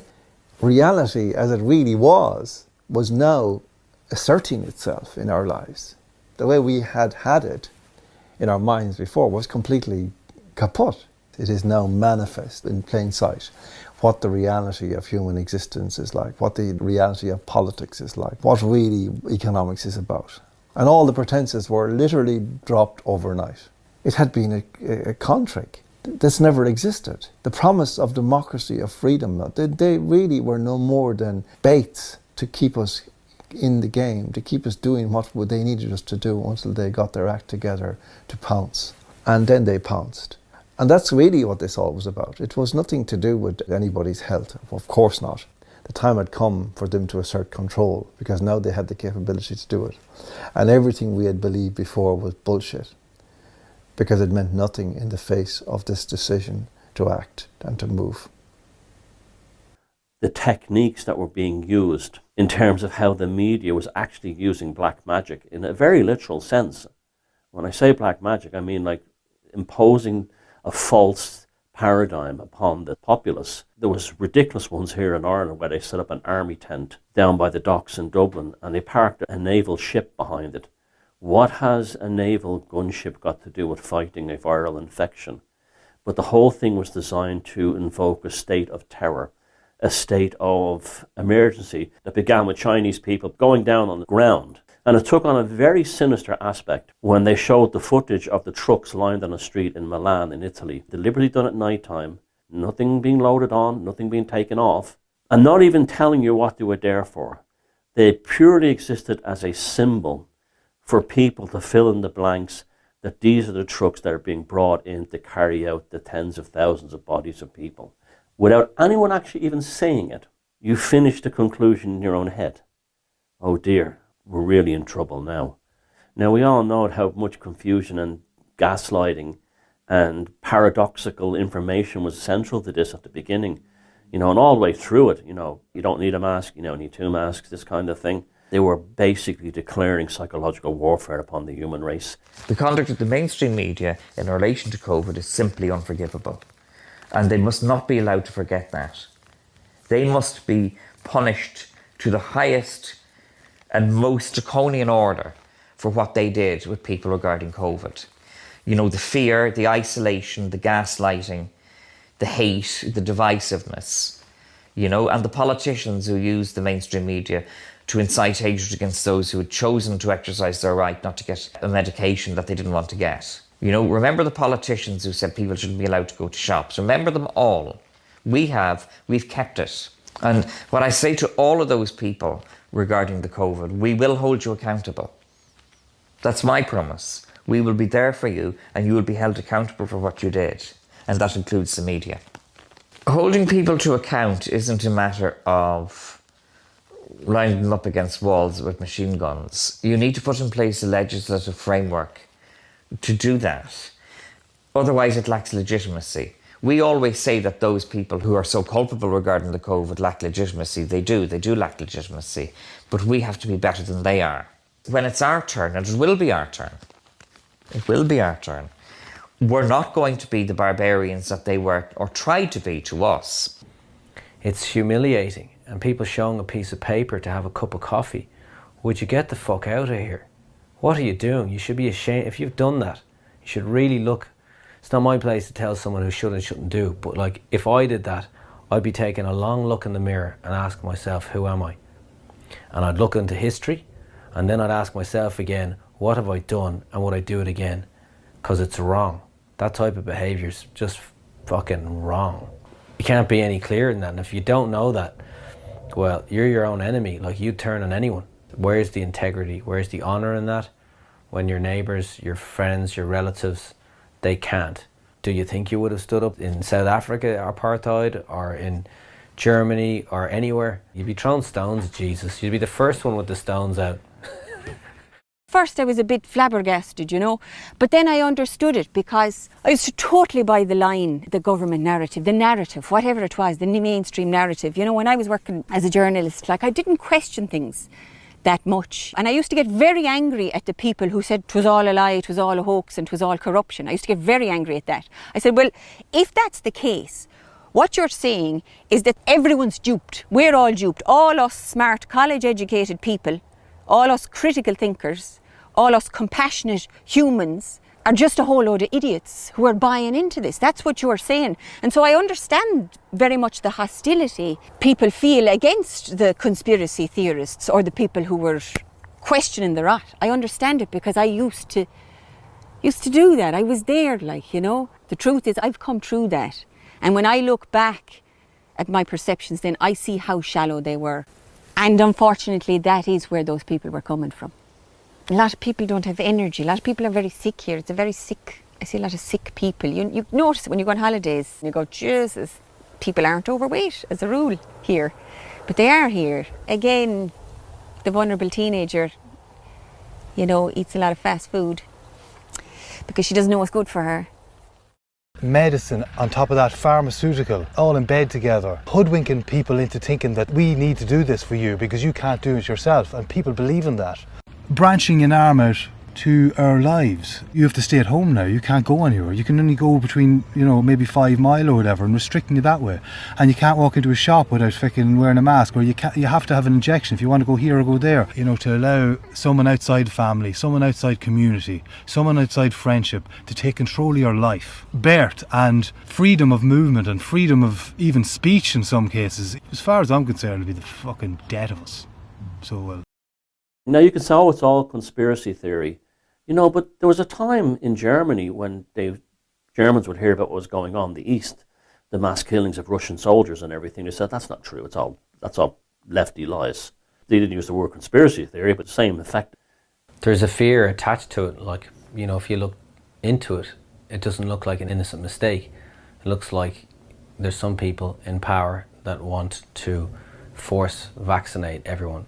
It's kind of a dark thought, isn't it? It's like, yeah, okay, so who is it? Then you look and you go, okay, and you go and you peel back and you go, oh, it's the WHO, and then it's Bill Gates, and what's he doing? Oh, now he owns all the farmland and he's trying to block the sun. And so who's behind him? And does it really matter who's pulling the puppet strings? I'm not sure it does. So we find out, oh, it's that group, or it's that group, or it's that individual, it's that family, it's this, oh, it's Bono. You know, whoever we find out, who, it doesn't really matter. Either we act with integrity ourselves or we don't. And if we go along with the narrative, as soon as the narrative is acting against ourselves and others, well, you know, we become our own enemy. People, when they're desperate, do desperate things. When they act from fear, they do fearful things. And I think that's the point. You can't really lose until you bend, until you compromise. So yeah, like someone could hold me down and get me to do something. They could never get me to do it by choice. So I think enough people will just go, no, we're not having it. And when enough people do that, boom, it'll burst. And it'll all come crumbling down. COVID was a psychic attack. Among so many other things, it was a psychic attack. And if you refused to buy into the psychic attack, they'd lost from the outset. So if you just said, no, this is bullshit, go away, they'd lost. What I'd say about getting the needlecraft, in all honesty, is that was the most important thing you had to do in your life, was not get that. So to be then saying, oh, well, I got it because I had to. Were you pinned down? Were you taken off a train like at Auschwitz? Were you dragged off a train and jabbed with the needlecraft? Because if you weren't, then you didn't have to get it. Do better next time. DNA seems to have certain functionality in it that uses our nervous system to lock us into this reality. Affecting the DNA affects our version of reality. That's how our nervous system regulates through this quantum theory, this collective miasmic dream we have. It affects everything. And the fertility rates have collapsed all over the world. Standard mortality rates are running at 30% in many Western countries right now, directly because of the COVID vaccine. And we're just being wiped out. And it's not just us, it's also the immigrants, the refugees. They're being targeted as well too. They might be used initially as kind of foot soldiers of the regime, as a kind of a super NGO. But that's the stage before. They'll also be subject to this chemical alteration. You want to talk about natural law, right? This is natural law. The COVID vax was to be sold as the genesis moment for the rest of humanity's history to be vaccinated regularly and upgraded with software, right? That was their magic bullet. Well, as a result of that, I believe that maybe all vaccines are now dead. because people are not only skeptical because of that vaccine, but the people like me who are not anti-vaxxers, I've decided now, I'm pretty skeptical now about all vaccines. So the exact opposite of what they wanted is now the norm. There are now billions of people in this world are going, I'm never letting any kind of vaccine in me ever again. That's natural law. I mean, what were they thinking? The doctors think we're going to trust them after this? I mean, I don't care how many A's you got in the Leaving Cert. I don't care how many certificates are up on the wall. I mean, this was so simple, this test. How could you fail this test for the doctors? Why did you not give informed consent? You know, the very basics. And why ignore now these excess deaths? So I would say all trust, for me at least, is gone, broken. Now, if I went out there and broke my leg, you know, I'd be carted off to A&E and you'd all be laughing at me because I've just recorded this, you know. You'd be like, you see, you do need the doctors. So there is that. And we've all been in medical situations where you bloody well need them and you're grateful for them. But I'm sorry, trust has been broken. I can't see us going back again. I don't blame any mother for trying to look at alternatives, especially what happened again during COVID. Partners weren't allowed in and they were trying to force pregnant ladies to take part in a dangerous medical trial. You're not supposed to even eat tuna when you're pregnant, let alone have some unknown substance we don't know the long-term outcome of be injected into your body. It's just ridiculous. I mean, I interviewed Dr. Naomi Wolf there recently. She's looking at Pfizer's own documents that the FDA tried to conceal for 75 years. So why are they trying to conceal it for 75 years? Because the evidence is damning. There it is, lads, there it is. Look, it's Pfizer's own documents. And as she said herself, she would have been sued if it wasn't their own documents. You know, she'd be in jail by now. The stuff she has found is absolutely shocking. Pfizer were preoccupied with the reproductive organs. Why so? It's supposed to be a respiratory illness. So why were they so preoccupied with the reproductive organs? And, you know, what she found is just off the charts when it comes to miscarriage, malformations, spontaneous abortions. So of course these women are going to go, wait a second, we need an alternative. And it's one of the good things that has come out of the whole thing.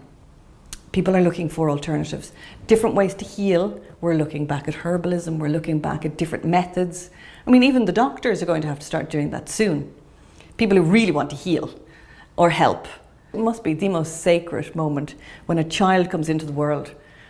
I mean, it's massive. So I love this. I love that these ladies are doing something special and trusting their own instincts and intuition as well. I just didn't have the confidence. And I was friends with women who were into breastfeeding and natural birth and home births. And I was always just, I admired them so much, but I was busy, doing all my work, you know, going here, going there. I was just afraid that something would go wrong. Well, I was told, no, it wouldn't, but I was afraid. But I'm very, very interested to see how these ladies are going to get on.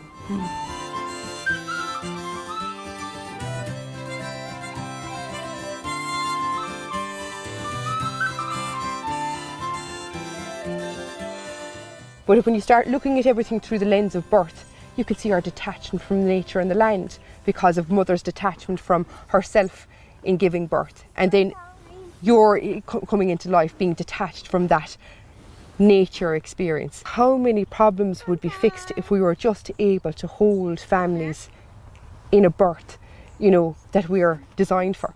You can see the drive for life, just wanting to continue. Whereas the medical institution is telling you, all your body wants to do is kill you and we're here to save you. But if you actually look at it logically, all it wants to do is keep going. The home birth service in Ireland has been systematically, deliberately, I've heard from the inside, deliberately undermined and destroyed. In the maternity bill, every Irish woman is entitled to a home birth. But that entitlement doesn't exist in reality because the home birth service has been hollowed out. So the home birth service is tiny for the amount of women who would like a home birth. At least 1 in 3 women don't want to go to hospital because they would be like myself. If we get sick, we deal with it holistically. We don't even approach health in that way, in this pieces and parts mechanistic view where you go after the germ and kill the germ. We strengthen the entire immune system. It's a holistic functional medicine approach, and it's ancient and new. Western medicine and that Western medicine approach is just a sort of a hiccup in the whole history of human healing that has decided to kill weak cells and endanger the whole system with that same poison. If you don't agree with that approach, then you're outside of the medical model. So an awful lot of women already are. I mean, most women would go to the herbalist before they'd go to the doctor. A lot of women. So going to the hospital to have your baby is the last place you want to go. And it is the last place you should go. I mean, in Holland, for example, they have birthing centres. Most women go to birthing centres. A lot of countries have this sort of, the hospital isn't where pregnant women go. But in Ireland, we have this hyper-medicalised model of birth here. And it's very much obstetrician-led. Even home births, an obstetrician has to see you and has to sign off on you, and you have to get 3 scans, all to get this home birth. So the home birth service would be the ideal. So free birthing then emerged as a response to the total lack in the home birth service in Ireland. And that's the choice that Irish women are left with, either to go into a hospital or to give birth unassisted at home. And that's what women have chosen, rather than going to the hospital and risk medical intervention of a highly, highly medicalised model. And the intervention in birth, the interruption of the physiological unfolding of birth, is the most harmful thing you can do. The most dangerous thing you can do is to intervene in any of the physiological stages of birth. In hospital, intervention is the first thing that happens. Immediately, you're given artificial oxytocin, you're given probes, so that unfolding, that opening of the body is immediately interrupted, and that is what has catastrophic effects. So women are free birthing, they're staying at home and they're doing it well on their own. You step outside the system and you get met with a lot of fear. What you've not had a scan, what you've not chatted to a doctor, what you've not this, that, you know, like what happens if you have this experience, and like there are real risks. But when you're looking into them and when you start to deep dive into why certain things happen, there's a lot that you can do. There's a lot that I did. Checking in my iron levels, looking into, you know, how to keep my hips open, the alignment of my bones. You know, I think no matter what road you go on, there's certain things that you're going to be experiencing. And who's to say which is better or worse? But for me, it just was important that I had choice. If you want to see a woman step into her power, let her have her birth that she chooses.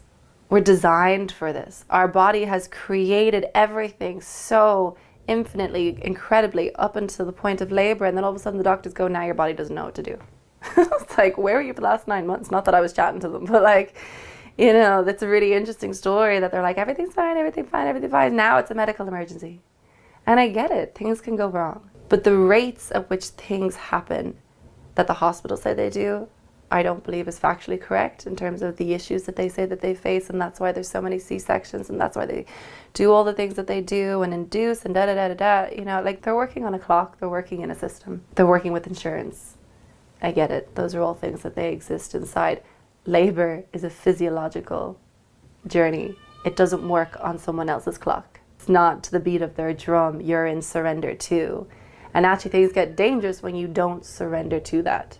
If you lie on your back in the grass one day and you look up at the clouds, every birth is the shape of a different cloud. They're all completely individual and they will all take on their own story and their own flow, and it's the environment and the space that you're in that has to be protected in order for that cloud to form into its shape. You see what happens when you try to confine nature, you know what I mean?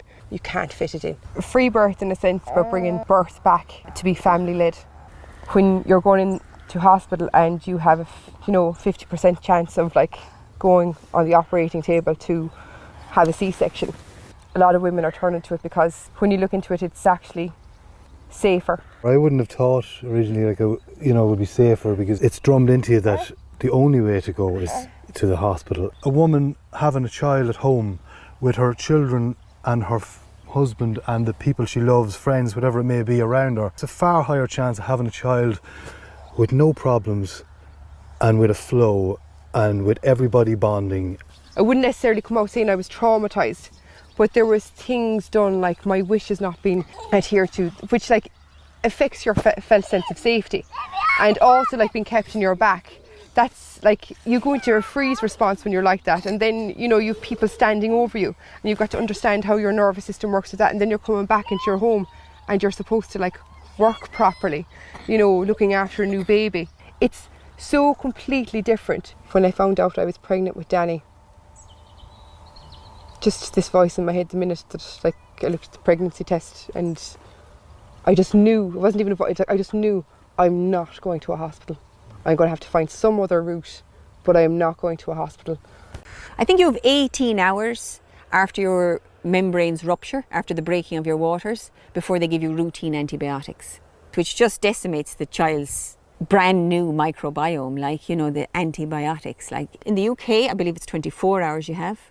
In France, 72 hours. That's just one example of how much more medicalised we are than other countries around birth, our birth practices here. I was blessed because my pregnant wife, I got to meet and hear all the women's stories. And I've heard a lot of stories. They're not happy. I've listened and watched women cry, telling their story, how they were treated. Their rights were taken, they weren't listened to. Their babies were taken from them over and over again. So anyway, we chose to do it ourselves. So right here, actually, on this carpet, I delivered my own child because she was never sick, so she didn't need a hospital. Hospitals are for sick people. You don't want them interfering. Oh, you need an x-ray. Why? Oh, we can tell you if your child's sick. Your body's going to tell her, mate. You don't need your x-ray. You know, yeah, if she's sick, it's really helpful. If I've broken my arm, you can tell me, oh, yeah, my arm's broken, isn't it? Yeah, I kind of told you that, though, because it's wobbly, you know? Thanks, but you don't need it. They just want to say, oh, well, in case there's something wrong, we can tell you to abort it, can't we? You can, yeah. We did it ourselves here. Isn't that the way it's meant to be? Once I was sitting down with two men that I just met, both of them in the last year gave birth to their own kids. Why shouldn't the father be catching their own child? That makes sense. Why do I need a stranger in there poking my wife? I don't. I just need to check the cervix. Why? Well, it says here in the book, it should be like, it's been 3 hours, so it goes an inch every hour, and it's the L shape, and it could go like this, and then 4 hours goes here, because all people are exactly the same. And a man did this in 1922, and if we look further into him, it actually turns out he was a bit of a creep too, actually. So, but like, it doesn't make any sense. It's like you're denying nature, you're denying womanhood, you're stealing what a woman is away from her, and like, who are you to do that? So, women, I'm finding that they are coming together. They are finding their tribe and their power, and I think that's important from the birth. I went to a free birth gathering last week. The place was packed. 4 of my friends have free birthed this year. So yeah, it's definitely growing. And what's happening now is there's women to attend us. Midwives can't attend an unregistered birth or an unsigned off birth because they lose their licence. But there's one midwife now who's actually given up her licence so that she can attend free births. She just wants out of that system, and she wants to be able to help women who also want to birth outside the system. So there's more birth keepers, they're called. Because it's not ideal to birth alone. It isn't, actually. It's nice to have someone there to support you, somebody who knows if something goes wrong.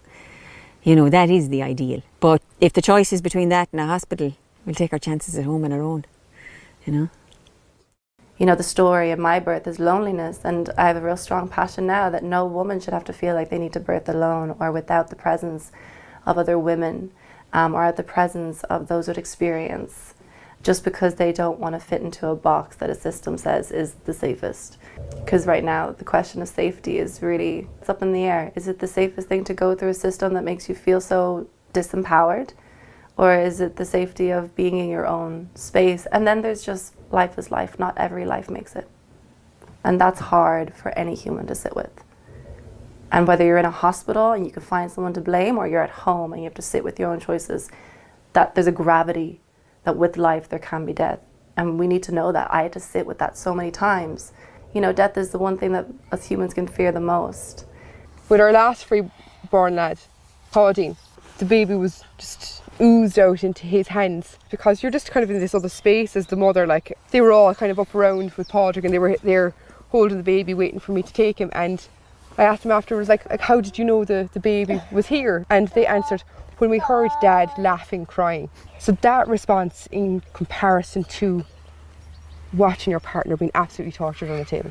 Because birth will always be risky. You will always know of the stories of like babies who don't make it in the hospitals as well, and mothers who don't make it in the hospital. It's not changing anything for the better, but it's most definitely changing things for the worse.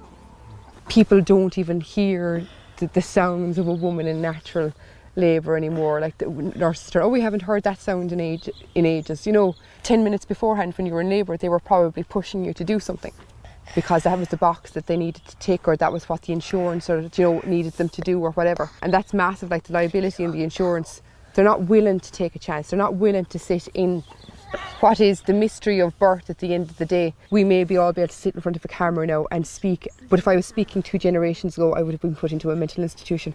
So we have to give a lot of grace to our mothers who didn't do it properly either. I see this movement in Ireland now. There's the Mama Doula networks. There's so much that I didn't realise was actually there that is really starting to form. I don't feel I'd be as unsupported as I was before. I think actually there's a really great network that's there now that I'd avail of. That wall that you think is there of trying to get through it, that's paper. You can just flick it down. It's the mind that's keeping you back. Whatever process is there for you to take, do it and find the people who will support you in it. There's women all over the country who are willing to walk with you in this. This is really just a time to listen to your inner voice and go, no, I'm doing this for me, and more importantly, in my role of doing it for the baby coming through.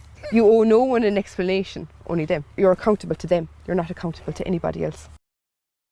I see more and more people living off grid, building their own places. There's much more healing modalities, much more people in alternative healings, more gatherings, more people growing their own food, gathering in community, big incentive now for community building, much more homeschooling, more democratic schools opening up across the country. There's been more schools in the past 5 years than the previous 20, like in terms of democratic schools. So there's a whole load of physical signs of good change happening. But how people are talking is, I suppose, the indicator of a sea change in our approach.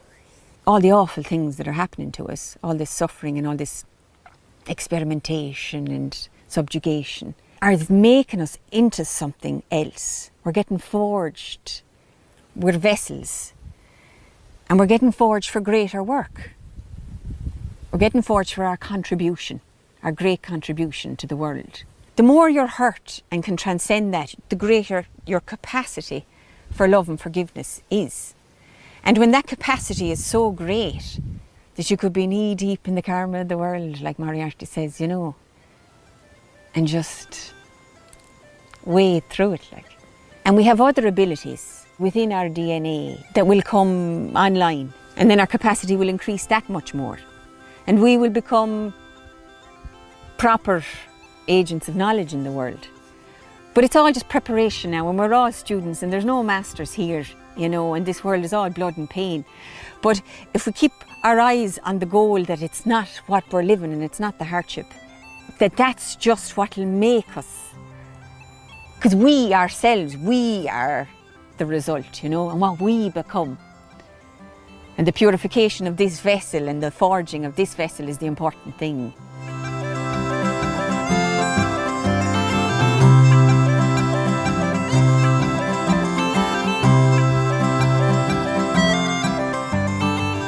This is a battle between good and evil. It's quite clear. There are evil forces which do not have the best interests of the human race at heart, if they have hearts, have access to vast amounts of fake money, which will work for a time, and they can use it to further their interests and their well-being and so on, but ultimately will dissolve and dissipate and do nothing but destruction on the way. And against them are people who, you know, in general, have nothing to gain from opposing them other than their lives and their freedoms. And that's the real acid test. They have everything to lose because they can lose their freedom. They are now threatened with imprisonment for even speaking and so on. They, you know, have lost their livelihoods. They've been cancelled. Doctors, for example. The war, we realise now, is going on for a long time.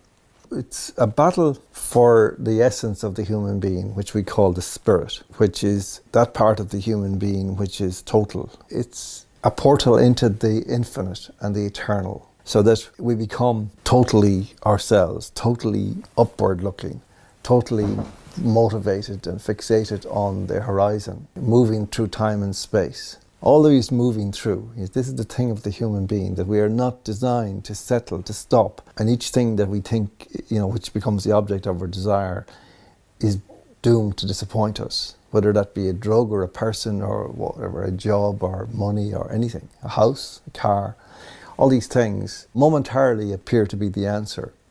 And then they become the opposite of the answer in a way. And that movement through seems to be how we are designed. And that it is only in that way that we optimally function as human beings in this dimension. What's going on now is a war against that understanding. We are being reduced even more than we had been to simply consumers, to simply blobs of flesh and bone moving around a piece of earth. That our function is purely economic. We have nothing to offer other than to keep the mechanism of the enrichment of the rich functioning. Never before in, I think, human history has it been so blatantly proposed to the human race that this is the sole function that we have. We're already being told that we won't be needed in the future to produce, that we will only be needed to consume. And we can only consume on certain very particular limited conditions with a central bank digital currency which can be controlled and programmed. So we will only be able to consume food, even necessities, if we behave ourselves in this new dispensation. I think all war is a spiritual war. We are spiritual beings. This disconnect from spirituality and physical reality is just it's kind of a Western phenomenon. They'd laugh at you, like in Western Africa, if you said, I'm not a spiritual person. They were like, what are you? Like flesh and bone, I've been so long spiritual, I can't even relate to that mentality that doesn't believe in a grand design or a creation story, I see evidence in my own life every day, but everyone has to find their own evidence.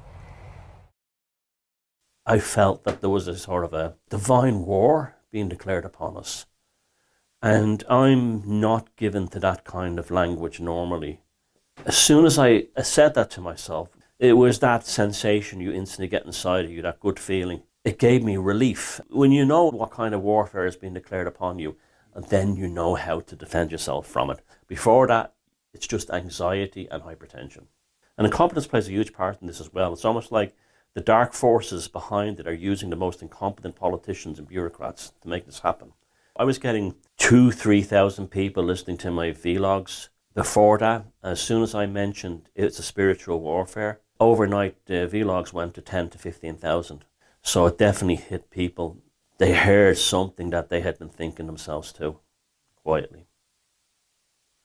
The corruptibility of the world was a given all the time. The extent to which it wasn't yet totally corrupted was to do with waiting on the part of certain powers that are still in the shadows to a high degree, but who have now made themselves visible in all kinds of indirect ways to us.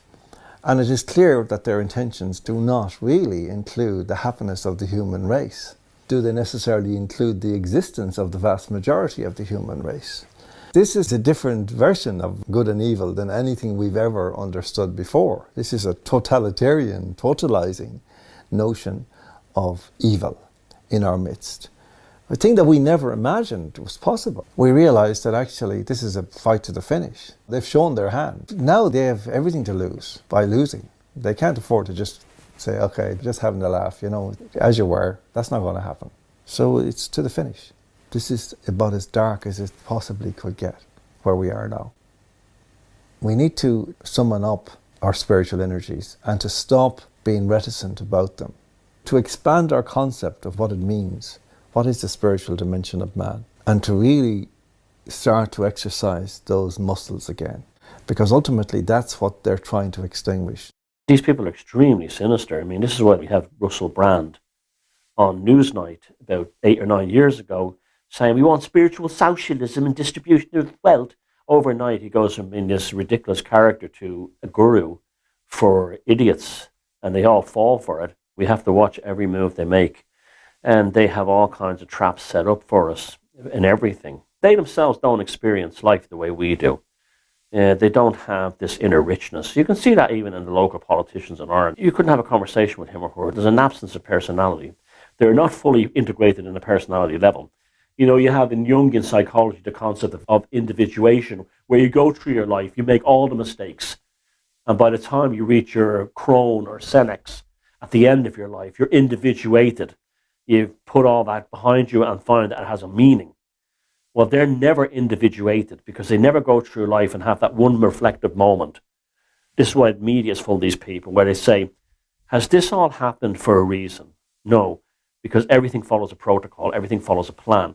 So because they don't individuate, they've decided that the human condition and species as a whole shouldn't be allowed to individuate. Most of them have been born into affluence and money. They've never had to struggle for anything. And if they did come from a middle-class background or whatever, you would find that they were picked because they were not intelligent enough to think.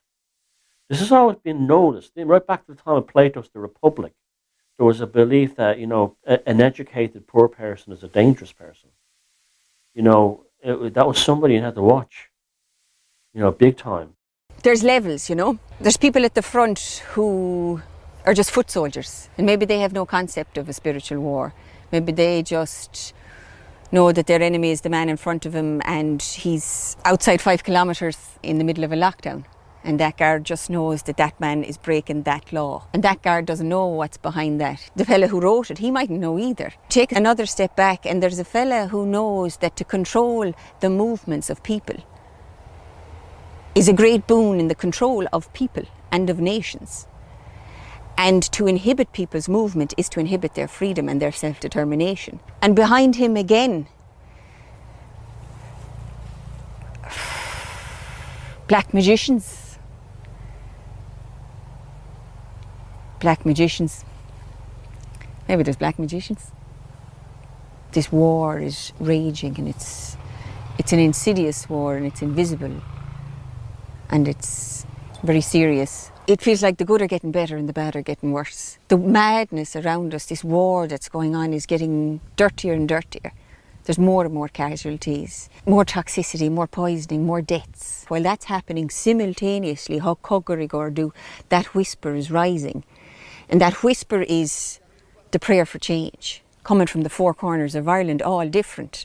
From the east, it's weaker, you know, but it's all about debt and mortgage and she's trying to escape. And from the west, an old fisherman who just wants his livelihood back. People are revolting because their circumstances become so unbearable.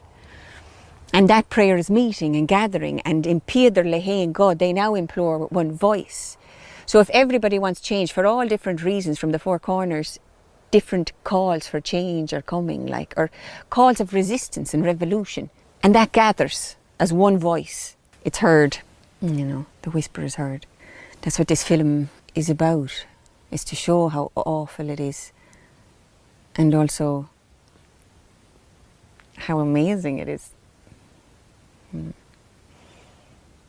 Never, ever underestimate anything you do or say.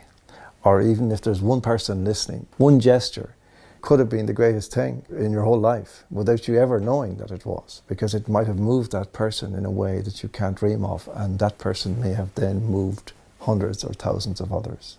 That is the spiritual dimension that we're in. It's exciting, it's magical. People call it other names. They call it randomness, chance, or coincidence. You know, well, I say no. Coincidence is a miracle in which God chooses to remain anonymous. We see lots of those if we actually are willing to see them.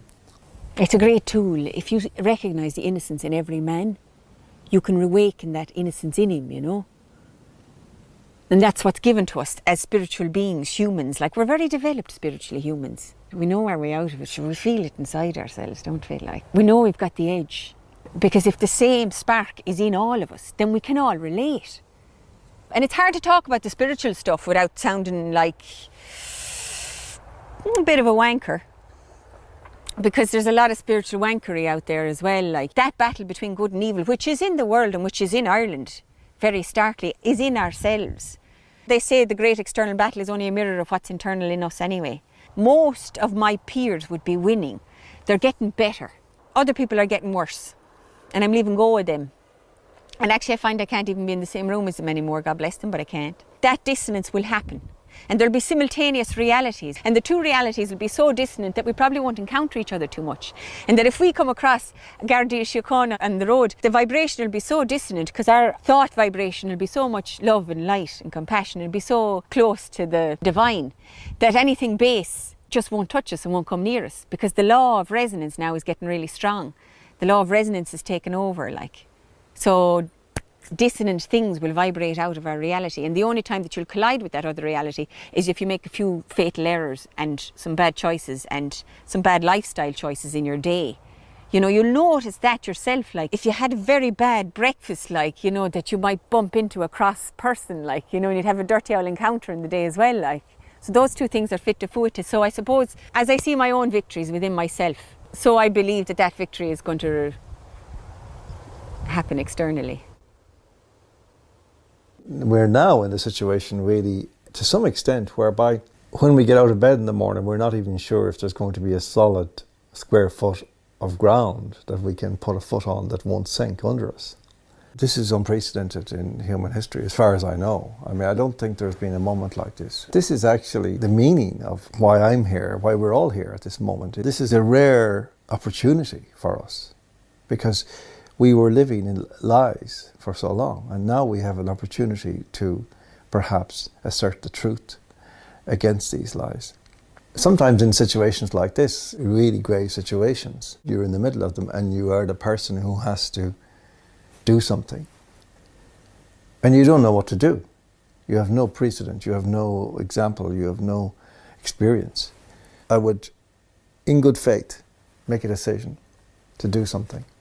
And then I would act on that. And this has been my experience. And this is why I think the question of the spiritual dimension of reality is so complex, but so miraculous. Invariably, and in some ways this became more true the more grave the situation was. When I would act in that spirit, making a complete mess of it in my own mind, it would go wrong. In the world, it would fail.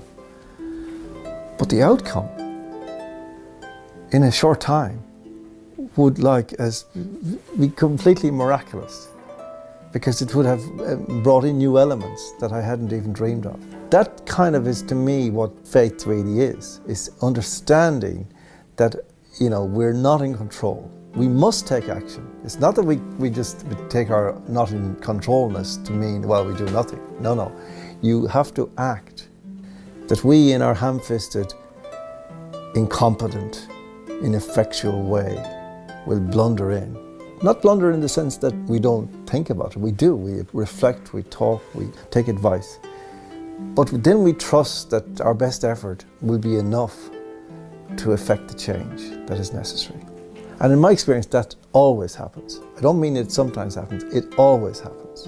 And I think that it will happen in this situation, even though the circumstances that face us appear to be impossible. They're not impossible. They're only impossible for me. I will be the one acting, but I will not be the one in control. Action is the magic word.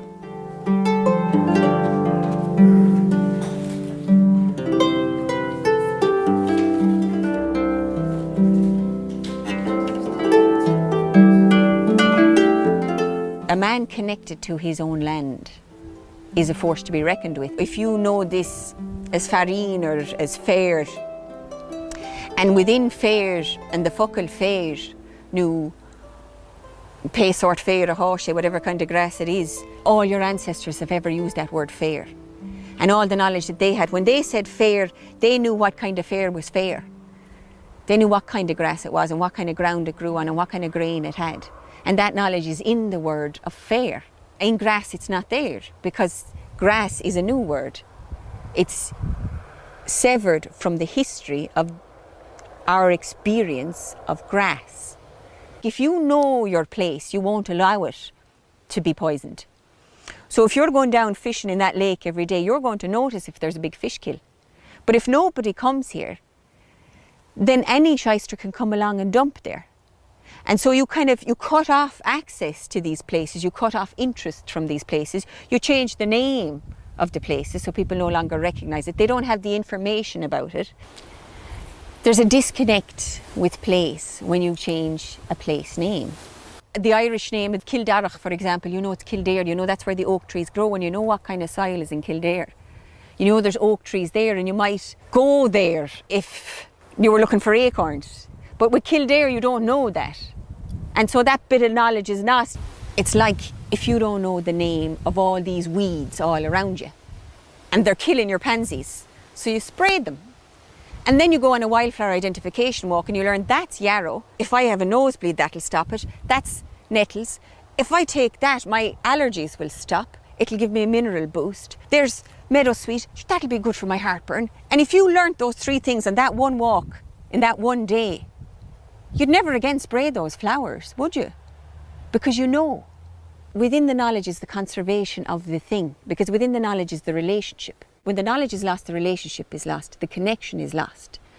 When the connection is lost, the person is disempowered. And that disempowered person is easier to manipulate and to control. And so we are much more vulnerable than our European counterparts, I believe, to corporate colonial control, that fascist agenda that exists in the world. We are far more vulnerable because we don't have that first line of defence in our language. I just feel them very deeply in the land. I can't explain it. It's just, yeah, they're underground, they're waiting to come out, but they won't come out until the land is more purified. I think they want to be welcomed back. So giving the offerings is part of that. So much has been taken from the land. You know, people take and take and take, and it's about giving back to the land now and honouring what our ancestors have done and how they have survived. Just an appreciation. We have to reconnect to the land and honour her once again. She is the ground upon which we walk. She grows the food which nourishes us. She's the Mother Earth. And anyone who comes to a gathering like today and is part of co-creating it, it raises them, it activates something in them that perhaps they'd forgotten. And they remember, you know, we had all generations as it's supposed to be, coming together, connecting with each other and with the land in ceremony. So we're gathered here today in the centre of Era in County Offaly on the grounds of Birr Castle, and we've come from all 4 provinces of the land in unity, in community, and to co-create something very beautiful together. And we've got someone here from each county. We're going to plant a triskel here today in hazel trees. And the hazel tree is connected with healing because it's believed that it connects us to the essence of creation and it helps bridge the unconscious mind and the conscious mind. The triskel, the triple spiral, is very ancient to Ireland. It's carved up on the entrance stone of Newgrange. It's associated with birth, death and rebirth. It could be the upper world, the middle world, the lower world. There's so many meanings to that. It's like a key or something to the land. So I thought I have to start planting hazels around Ireland. The trees have to be planted in this spiral design. And there's 33 hazels in each planting. So there's going to be 1 planted for each county of our 32 counties and 1 planted for our ancestors who are very much with us, blessing us and supporting us here today. If you look at the map of Ireland, it's like a little baby. The fetus in the womb, surrounded by water, and the head is decapitated. The head is the 6 counties. It should be United Ireland, do you know? It's our land, do you know what I mean? It's all one island. The mother, she holds that heart space, that foundation space upon which we all stand and we all thrive. And she's been so downtrodden and so disrespected and disregarded. And we're coming back to revering her and to acknowledging her and to raising her and to respecting her and her sacred role once again in the land and with the women of it. And the raising and the honouring of the mother is the raising and honouring of the father. The raising and honouring of the woman is the raising and honouring of the man. We come together and we perfectly complement each other. And it is from that space of balance and sacred union between the elements of masculine and feminine within us all and within the great collective. All of creation comes about from that place. And that's where we're coming back to.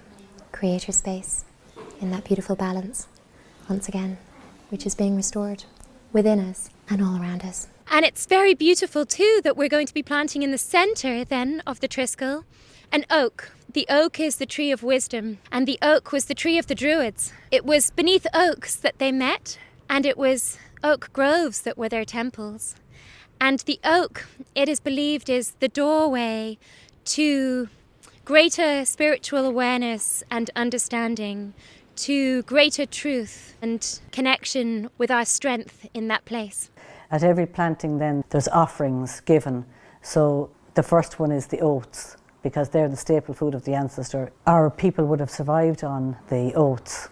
And so that's put in a wreath around the centre, first of all. And then we have hazelnuts because they're the symbol of abundance. And also there's a great source of protein. The honey is for the sweetness of life. The whiskey is for the enjoyment of life. The milk is for the cream of the land, and the butter and the bread is like the fat of the land. The tobacco then, it's the most widely abused medicinal plant on the planet, but it is used in the Americas, for peace. And it's used in prayer and ceremony, and also medicinally. And you'd also have the ishkabaha, the water of life, the puchin.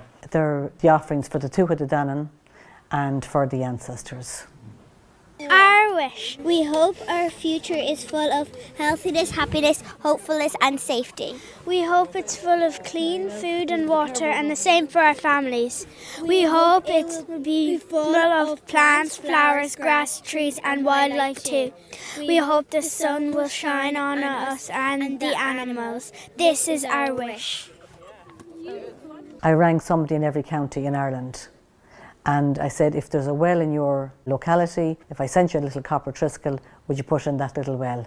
Because there's over 3,000 wells in Ireland, so I thought, well, if at least one is in every county in Ireland, well, that'll be something.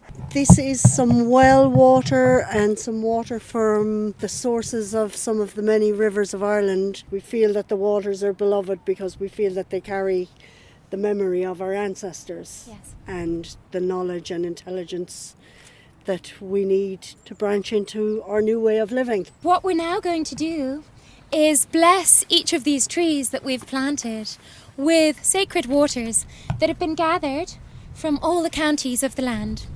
County Galway. St. Bridget's Well, Kildare.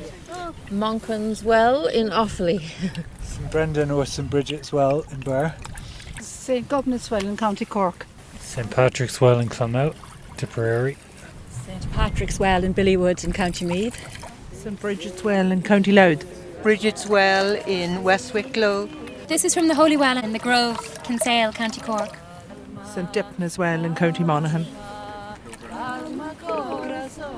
We have water in this bowl from all counties of the land, gathered from holy wells. We poured water from each of the provinces upon the oak in the centre, and now we'll pour water from each of the counties upon each of the hazel trees. Basically, it's a walk-in meditation for the peace and unity of Ireland and peace within the land. It's a very simple ceremony. It's a connection with people. People are delighted to be planting trees, and it's just such a positive project. There's nothing unnatural or anything about it. It's all just very ordinary. If people want to contact me, they can. I'll go. I think that's what a lot of us are arriving back into, our true power. We're remembering who we are. Peace on this land, on this island will come when hazels are abundant once more. Peace on all levels, peace of mind, peace and stillness within thy heart. We're going back to nature. We're starting to value it now, not just as agricultural land, but actually as a resource, and we recognise it now as a sentience that will respond to us. And we're having a more holistic relationship with nature. And the Irish is coming hand in hand with that. It's all the same thing. The movement back to nature is the movement back to the land and the language. It is all the same movement. If we return to a more nature-based existence in Ireland, which we will, not all of us, but certainly a portion of Ireland will do that and is doing that already, that same portion will be returning to Irish and will be speaking Irish. No doubt. Not as an Tanga Awan, but as an Tanga Brescia, Tanga Ella. It'll be a second language to us.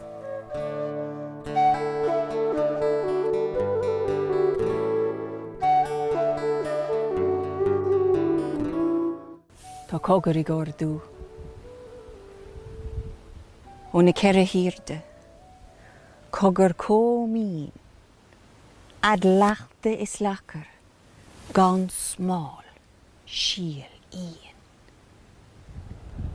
In anima nachir, I tanga an vahir, ha cogur I gardu o beel ma vrahir.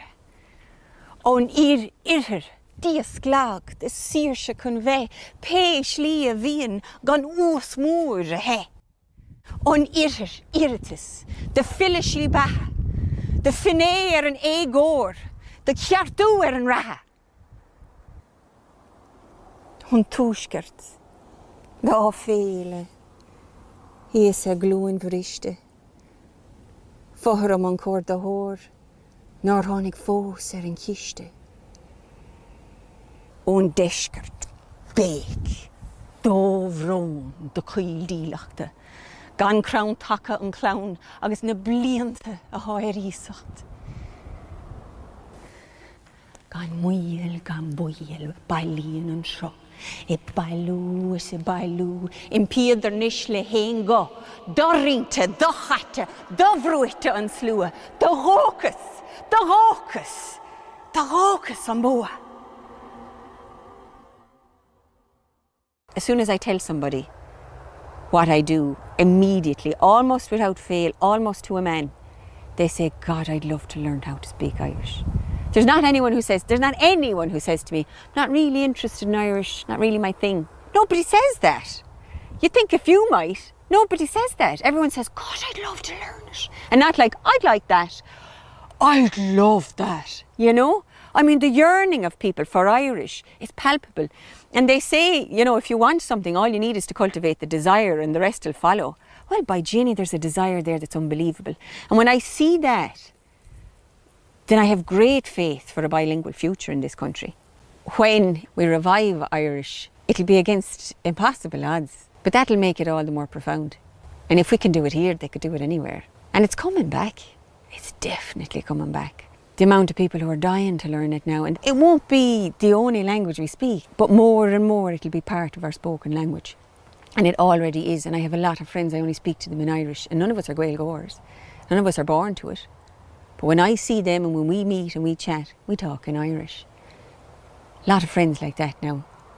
And I could be sitting around a fire with 6 friends and we'd all be speaking Irish for the night.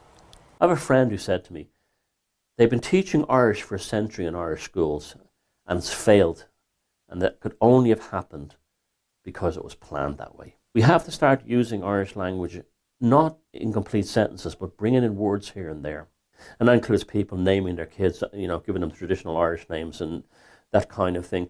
Or even just using Irish language in daily speech, like instead of saying good morning, good day, or slán, sha, you know, so start bringing in the Irish language, you know, even if you're not, I'm not adept at it, but I can get by on it. If you're not fluent in Irish, don't think, well, I'm not going to make an idiot of myself by speaking Irish. No, whatever words you do know, bring them into your daily language.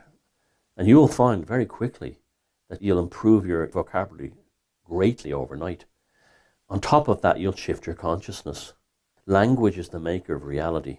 You know, it's so important. Don't call it spelling and grimoires for nothing, you know. Just little things like that stop them from programming, because you program yourself, they can't program you.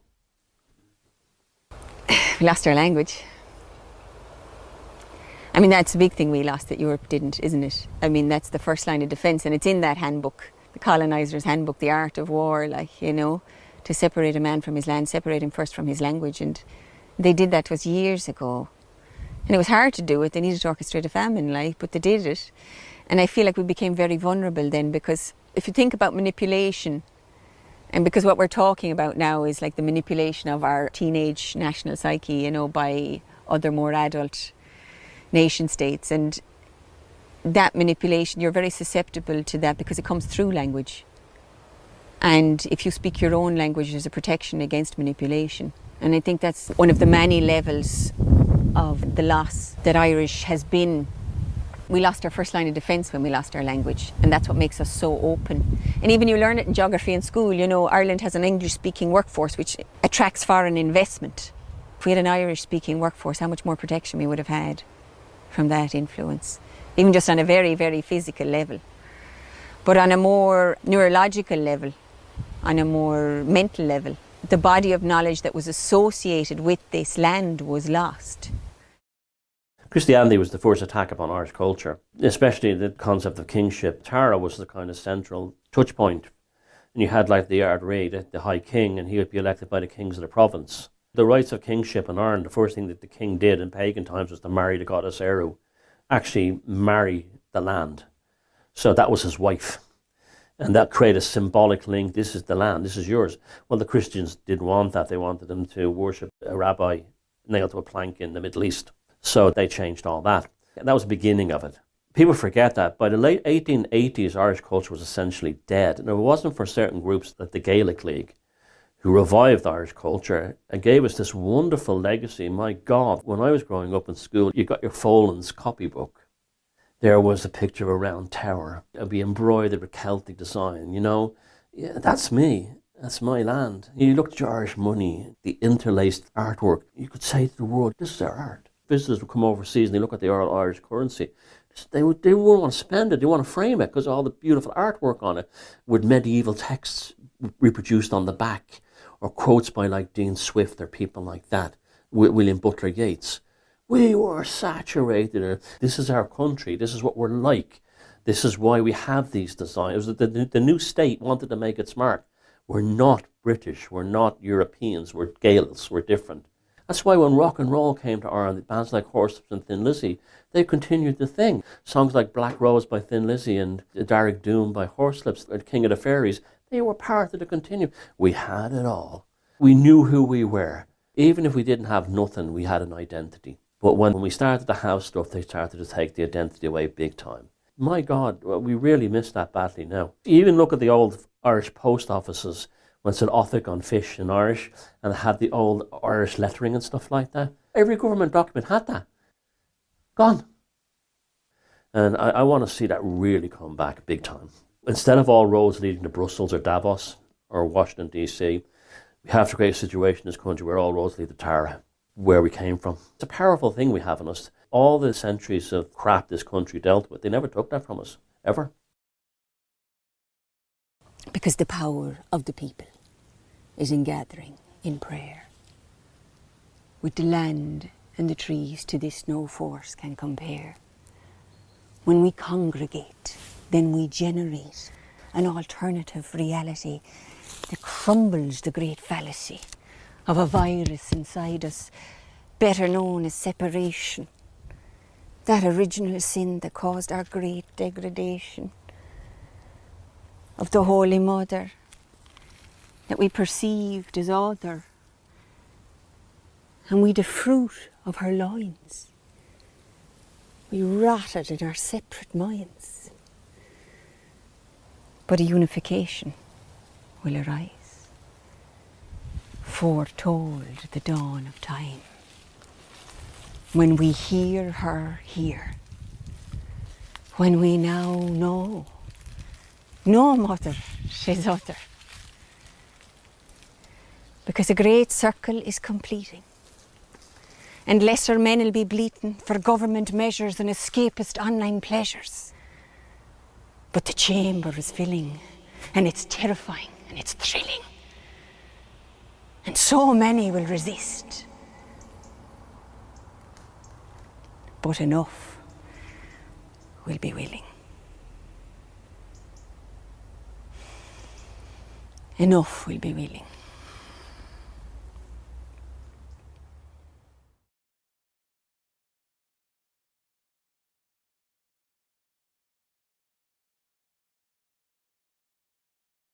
People are crying out for this story to be told through song. I believe personally. I think we've been kind of let down in that respect greatly by a lot of our, shall we say, established artists. Artistic licence is vital. They're the social commentators of the age. If they're only permitted to speak official narrative, then the powers that be can basically do what they want. There's nobody to keep them in check. I think the arts is probably all we have left to really springboard us back to where we need to be. So there's kind of no going back now. So it's up to the people now to claim that for themselves, be their own troubadours, be their own historians. The unofficial narrative is not going to be told by anybody else other than us. All these manufactured shows for pop stars and X Factor. All these shows were all designed to manufacture the art form. You're standing in front of someone to be judged. You're not an artist that's on your own terms. You have to fit into a category. So, oh, you'd be good if you just adjusted this. You know, we can fix this about you. No, that defeats the whole purpose of artistry. An artist is the ultimate individual. The 90s was a great time. Like, I remember MTV in the 90s, all the great bands. They've all shown their true colours. There was none of them really rebellious. If you get a record deal, it inhibits your ability to allow you to say what you really want to say. And in many ways, I'm glad I never got a record deal, because now I can say whatever I like. I'm sure people will disagree with what I have to say, and I'm sure other people would probably like to stop you from saying, but artistic license, that's one of the most important things that exists, and I think if you're going to try and censor artists, then you're in a very, very dark place indeed, you know. That's kind of the last thing they'll probably come for, you know. It's up to the artists to make sure that they're allowed to express themselves, you know, because if we don't have human expression, that's what makes us human. We have the foot in the door down towards the bog already, towards transhumanism. All the technology is being developed currently alongside the digital ideas and all that other stuff. So that's all waiting in the wings over here. Are we going to keep our humanity? Are we going to express ourselves individually? Are we going to get assimilated into the digital bog? You know, it's scary times. There's no doubt about it. It's very scary, but at the same time, there's always a choice. We owe it to the next generation coming after us to be brave and to be strong. It's crying out for so much. All it takes is a little spark. Once a few people start writing about the things that are going on, it'll take off. There'll be a parallel underground, edgy folk movement that will just make the mainstream one look ridiculous. I'm lucky because I started painting when I was 12 and a half, and I never showed them to anybody till I was 38. So all those years I used to just throw them away because I didn't understand there was value in the art. I thought the value was in escaping how I was feeling for half an hour. If I was lonely, I'd paint. If I was sad, I'd paint.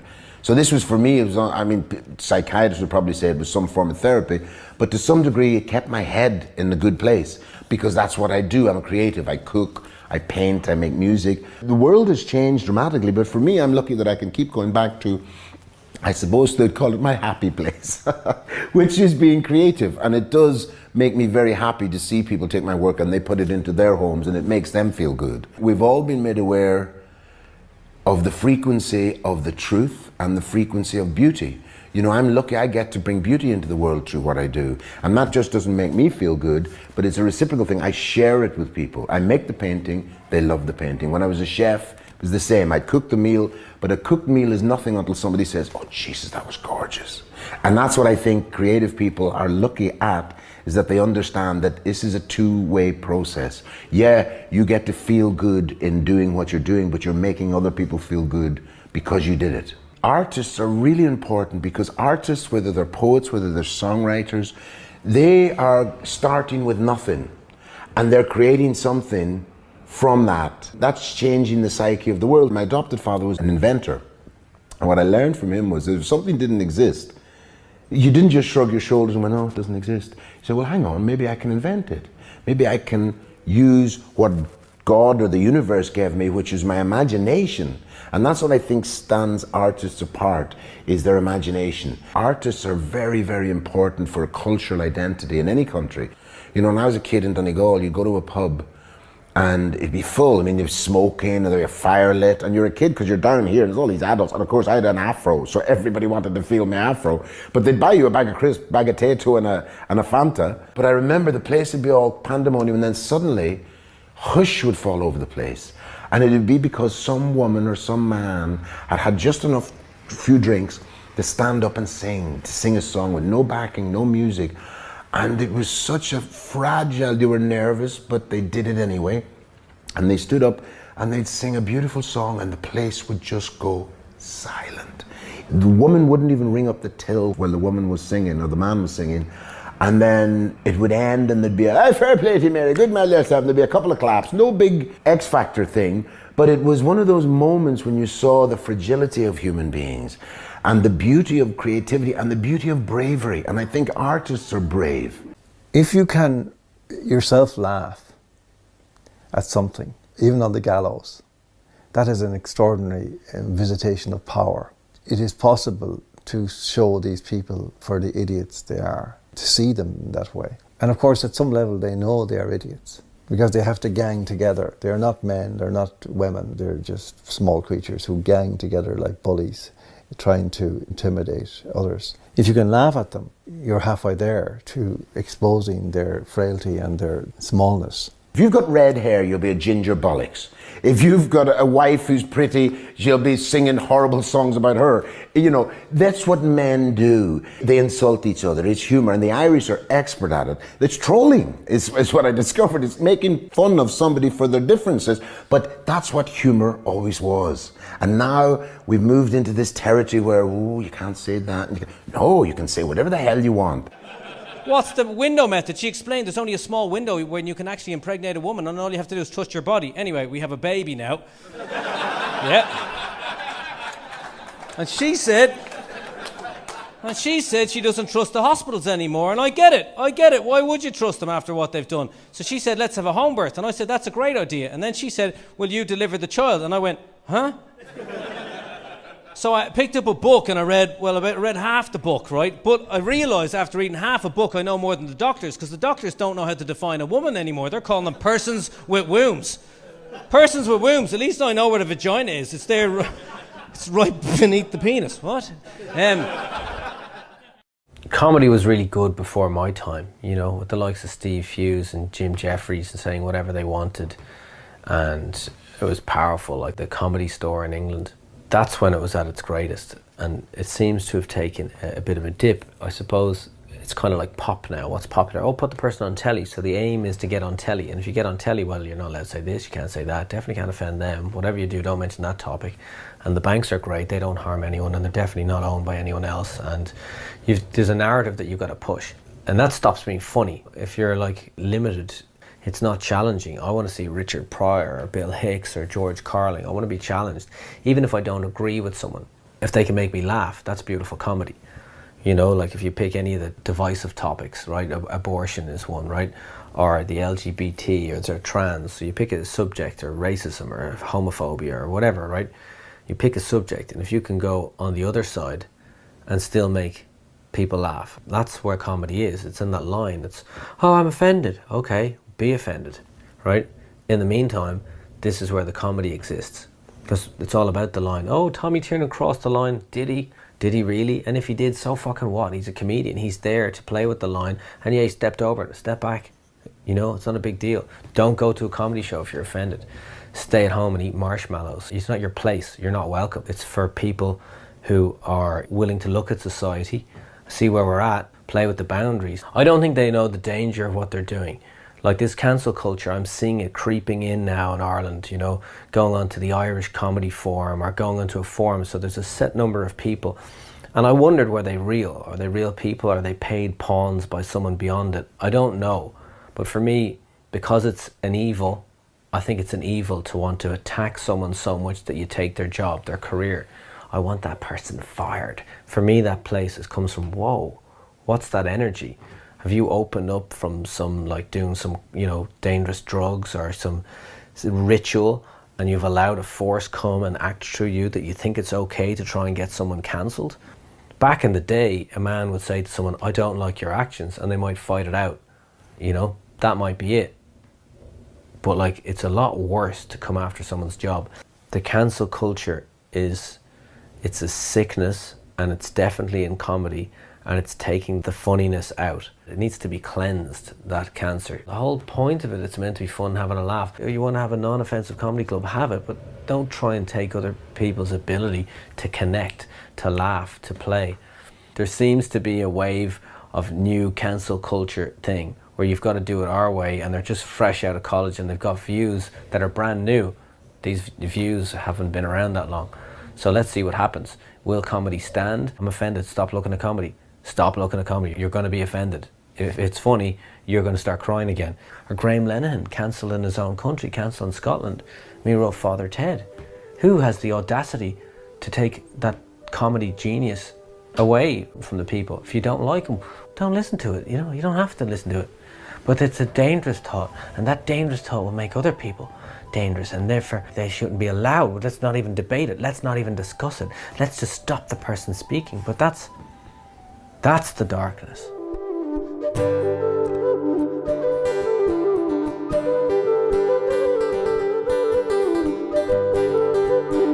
I mean, it's the beginning of a fascist government, hate speech, censorship. It's no great mystery. You just look at other dictatorships in the world. People aren't allowed to speak, and then before you know it, they start arresting. The Khmer Rouge arrested all the artists, and then they killed them all. That is a dangerous, dangerous precedent, and it should not be allowed. To protect what? To protect whom exactly? From what? To protect people from getting hurt and offended.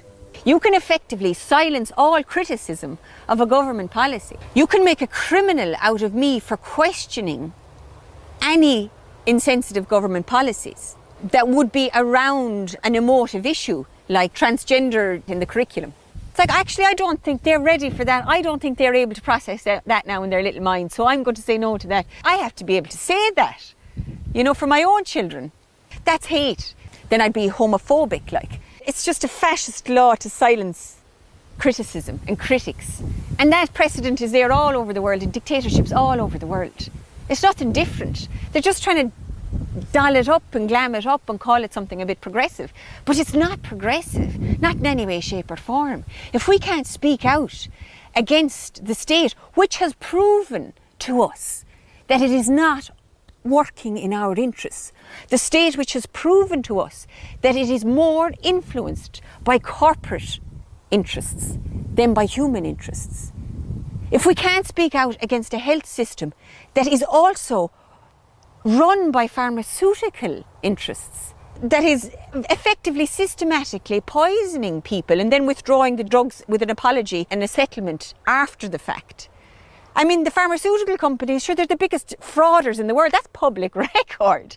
They pay out billions in fraud for damaging people permanently with their drugs. They are what's running the Irish Health Service. That is not a secret. That is not a conspiracy. That's bloody public record. But because journalism is so defunct in the country, we can't say that, because the hate laws will be used to silence criticism, to silence opposition. Media started to argue against freedom of speech. Could this have been baked into the cake from the beginning? How did this happen so quickly? How did it happen overnight? I mean, it seemed to happen overnight. One day we woke up and the media were telling us that freedom wasn't any longer important. Like, they call themselves liberals. Liberal comes from liberty.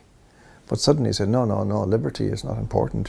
Those who are talking about liberty are far-right fanatics. We must protect the common good, which we define as however we please to define it.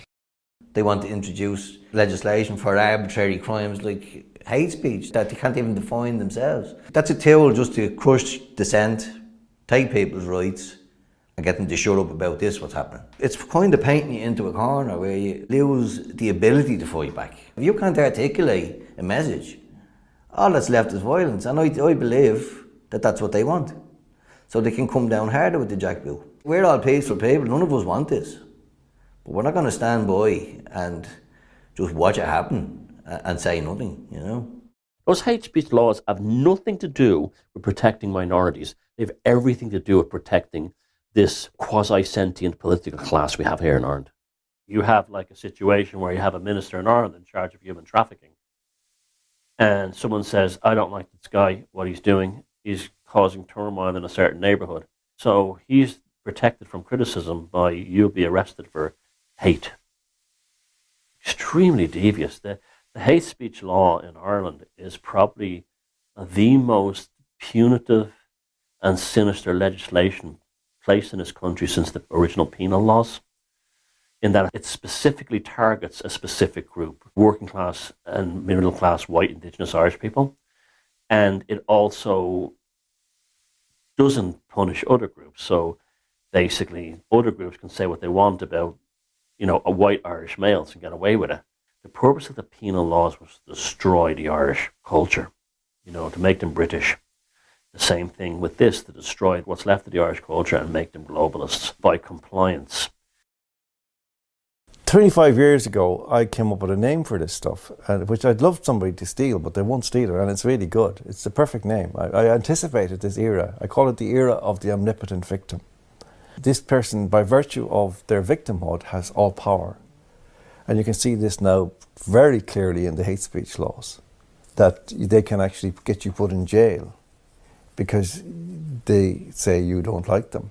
You may like them, you may not care about them, you may never even give them a thought, but if they decide that you hate them, then you're in jail.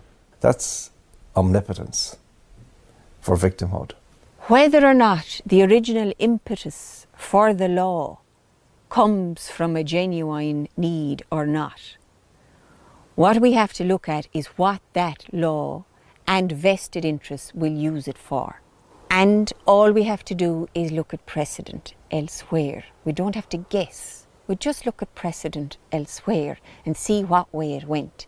And we look at the track record of the people who will be using that legislation. And then we decide and we discern how that legislation might be used in the hands of those people and for what purposes.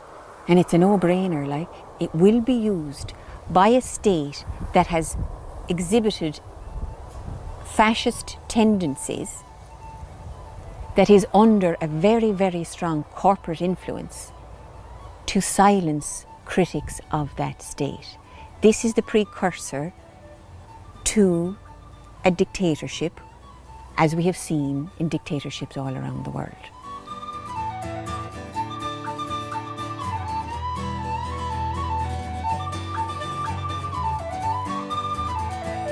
Well, academia is very well paid in Ireland. The salaries of academics in Ireland is off the scale. And yet Irish universities have performed very poorly on the internationals. It's only, I think, this year, the first Irish university, Trinity, made the top 100. And that's for the first time in like that decade. So you have academics, they're basically tenured professors. Basically all hippies at this point are trained by 60s hippies. And they have a Marxist philosophy. They're sheltered from reality. They just train the next generation of students in this woke culture, which they themselves actually believe. They're fanatics as well. They're almost like the Orwellian, outer party. They really believe all this stuff, this nonsense. And they are a pampered caste in this many-layered caste system. And they know best for everyone because they have degrees, but many of them don't have any street smarts or anything like that. The system requires people, and whether they're in NGOs, whether they're in the mass media, whether in academia, that can't put the full picture together. Why? Because they're trapped within specific dogmas. What are these specific dogmas? The need to express their own virtue. I'm a wonderful person because I want to reduce my carbon footprint. I'm a wonderful person because I call working class people in Ballymun and Eastwall far-right thugs. I'm a wonderful person because I read Greta Thunberg's book.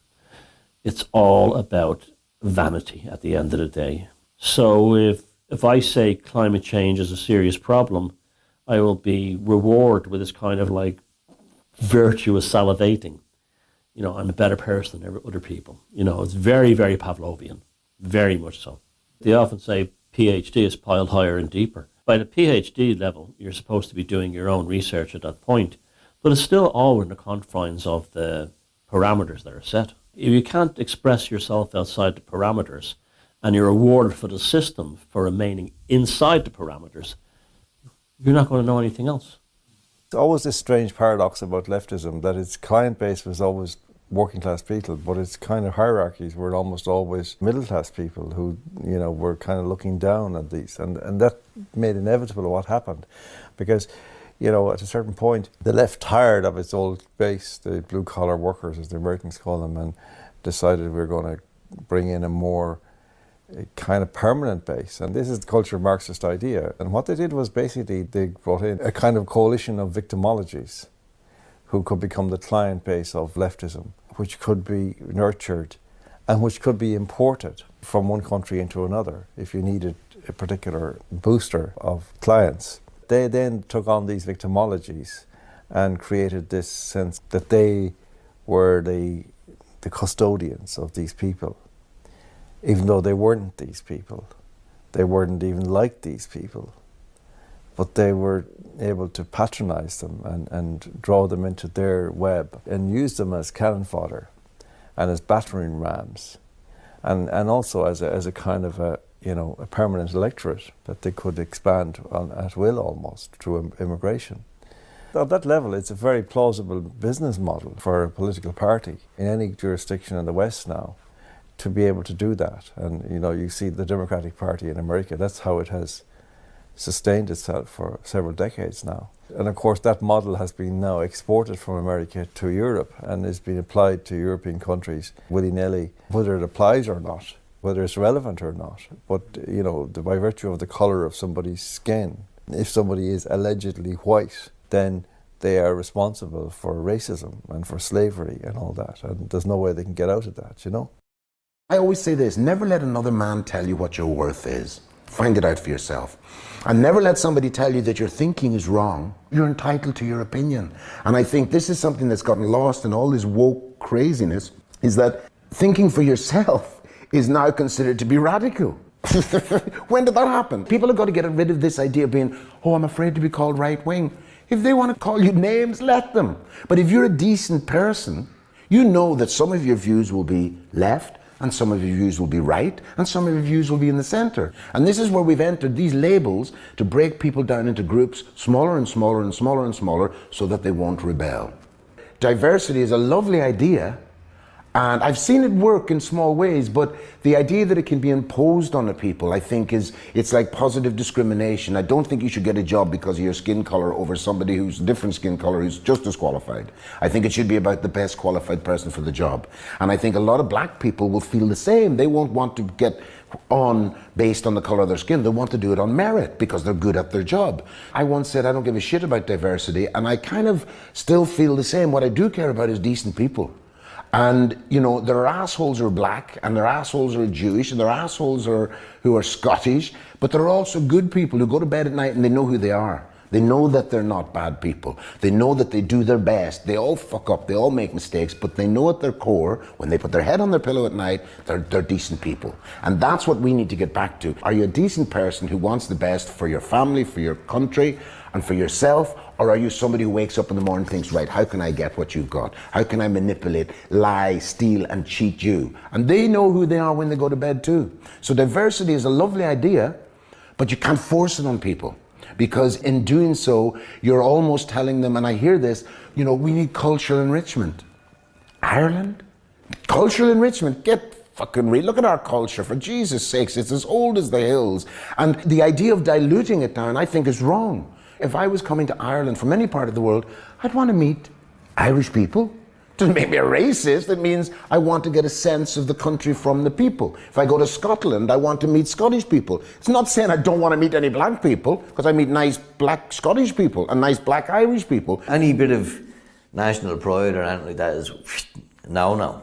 We're all Europeans, we're all on message, we're all pushing towards the sustainable development goals. If you have goals for the future, set goals by a certain date, that's totalitarianism. Because you have to achieve those goals. They're working towards those goals, so they'll do whatever it takes to get to those goals. If people disagree with them, sorry, we have the goals. Remember the goals, Oh, but I have my own version of what I want the future to be like. Oh yeah, we'll just get rid of you. And you're far right. That's why you have to label people then, They're othering people. Every totalitarian regime in history used these tactics. Create an out-group to make it more palatable and more easy for the masses to justifiably turn these people into a pile of skeletons. That's how dark it gets. The tools of the regime right now, as things stand, mainstream media and the non-governmental organisations, the NGOs that are used to create false realities that are then politically addressed. So if you watch Irish news and you have like a modern political story to do with pride or something, or transgender or human trafficking issues, invariably the mainstream media will be interviewing someone from an NGO pretending they're not from an NGO. This NGO invents this problem that doesn't exist. The media highlights it, and everyone gets paid. So you sitting at home and you never thought that some issue in the world, like schoolboys being allowed to wear frilly knickers and skirts was a big problem that had to be fixed. But suddenly in the 6 o'clock news, someone is saying that these teenage boys should be made to wear frilly knickers and skirts. And it's disgraceful and it's got to be addressed. And then suddenly it's policy. So it's a false reality to create false policy.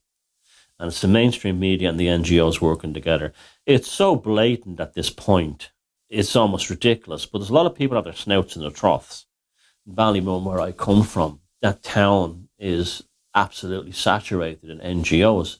Everyone's getting a paycheck, everyone's getting expenses, everyone's getting paid. You're not going to rock the boat on something that's actually making you a few quid, you know, or getting a salary, you know, and for doing very little. That's how they keep it going. What you watch on the 6 o'clock evening news is not reality. It's something that's been invented. Problems that never existed in that part of your life that you're suddenly worried about now. Liberalism isn't about freedom at all. Never was. Fundamentally what it's about is changing the human race. It has a hatred of the human race. They invert everything. So now you see the opposite of family is promiscuity, hedonism, nihilism, drag queens with little children on their knees reading stories, abortion, trans, telling children that they can change their sex and it will be no cost. Telling children that actually they should be utterly happy. And if they're not, it's because they're in the wrong body. That is a crime. Because it's called life. You know, if you're not happy in your body, the chances are you're just not happy in your body. I mean, who is always happy in their body? You're just unhappy sometimes. You're miserable sometimes. You're sad sometimes. You're grief-stricken. You're angry. You're all these things. It's called life. Cultural Marxism does this, and it started doing it with feminism, where it said to women, you see, you're ill at ease. You don't feel. Am I right? You're not feeling. You know. Yeah, that's right. Yeah. Well, that's men's fault. Okay. Now, you know, as a man, I say, okay. Well, I don't feel so great at the moment either. Who do I blame for that? Can women be blamed? Oh no. All right. Okay.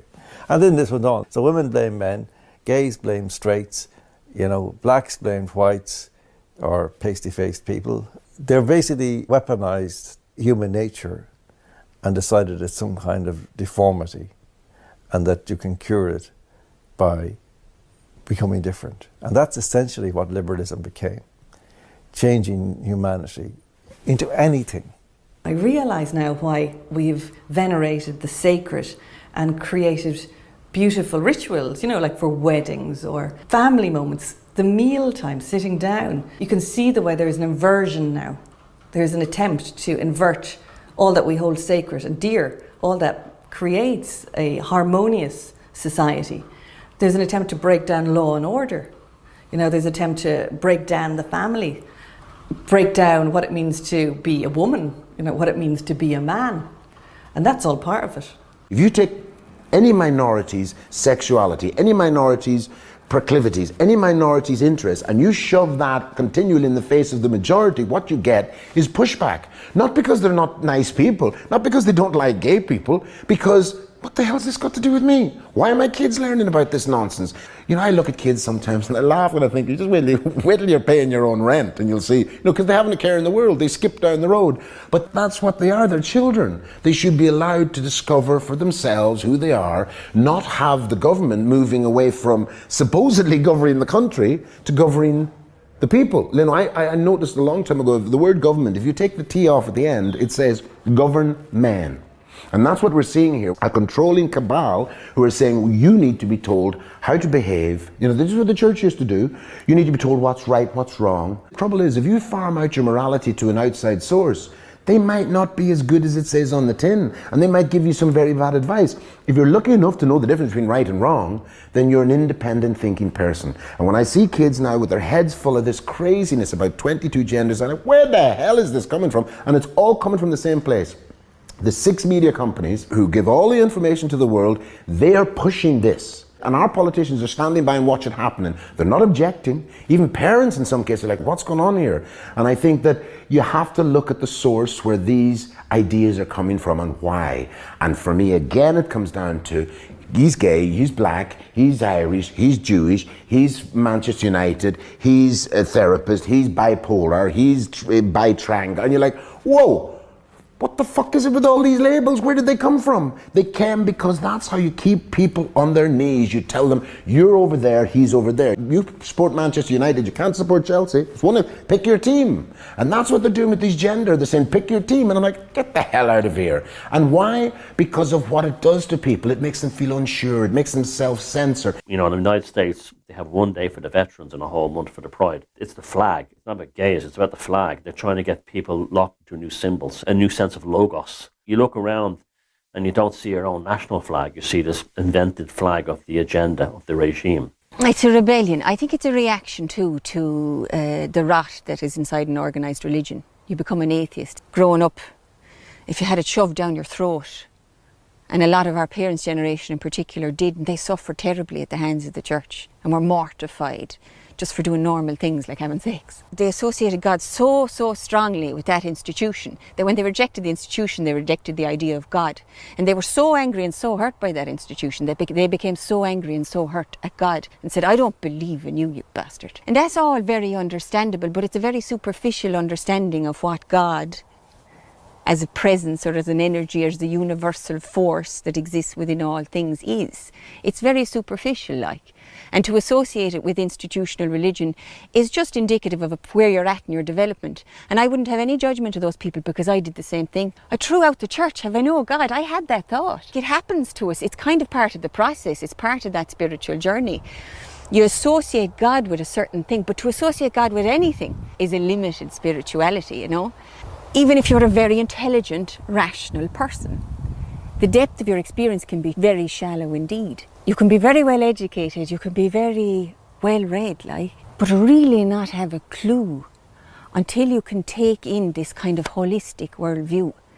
Because until you have some kind of comprehensive worldview and some holistic notion of all that's going on around you, you have a very partial perspective on everything. Every single thing they're involved in is an affront to natural law. And the universe functions exclusively on natural law and has a perfect accounting system that everything is brought back into balance and every account is settled at the end of closing. What they're doing will be addressed by natural law. The pendulum will always swing back. Now, people like us will have it better because we're already aware that this thing is so profane and in violation of natural law that it has no other choice than break. So we're already there. We're already on the other side. But it'll be an enormous shock to the average person. There is a thing called morphic resonance. It's basically that every aspect of the universe and cosmos is aware of the functioning of the rest. If there's a problem in one area, it will address it in another. Plato even suggested this from the Republic. He said, if you have overpopulation on Greek islands, what's going to happen is that they're not going to be able to produce enough food to feed the island and they'll die off through starvation. That's a natural law. The climate thing is really indicative of, again, the left's hatred of humanity. And these are human beings. You know, they're standing up on their hind legs as human beings and they're saying that human beings are a scourge on the planet. I'm presuming that they exclude themselves because their malevolence is such that it can't possibly be self-directed. So they have this idea that somehow they can be morally excluded from the charge sheet. The human race needs to disappear into the planet, or maybe just disappear altogether in order to preserve the planet. Well then, who will say, well done, you know, that was a great achievement. You know, I remember the polar caps are melting. Oh my God, the polar caps are melting. What are we going to do? Look, there's a polar bear, his ice block is melting. I know, more taxes. Right, that got 7 years down the line. Oh, there's a hole in the ozone. Oh my God, there's a hole in the, what are we going to do? More taxes? Yeah, okay, more taxes. If the planet was really in peril, why not go and talk to the guys who are making the biggest pollution? Leave Mary Murphy at number 23 alone. And don't be telling her, put your bottles in here and your bags in there because it's your fault, Mary. Now, if the world ends, it'll be because you didn't put your bottles in the right bin. And that's what I find is deeply insulting, is these guys who profess to be educated and knowledgeable about the atmosphere and about the climate, and yet they bring it down to that personal guilt level that they know the Irish are susceptible to. The current government learned a lot from the Catholic Church, and they learned how to manipulate Irish psyches into guilt and shame and fear. And that's how they controlled the Irish for years. These people have always wanted socialist Marxist control. The socialism was never about social equality. There was nothing more socialist in this earth than how the COVID vaccine was rolled out. That was straight out of Marx and Engels. The governments bought the vaccines from these corporations with the desire to distribute them as exclusive products. This is how it works within Marxist philosophy. And this is why the big corporations love it. We're the only game in town, or maybe 2 or 3 companies. You know, I mean, business flourished behind the Iron Curtain. It was just that not anyone could start a business. You know, that kind of thing. They would say a need, and they say, well, what don't we have? Well, we don't have a company that makes garage doors.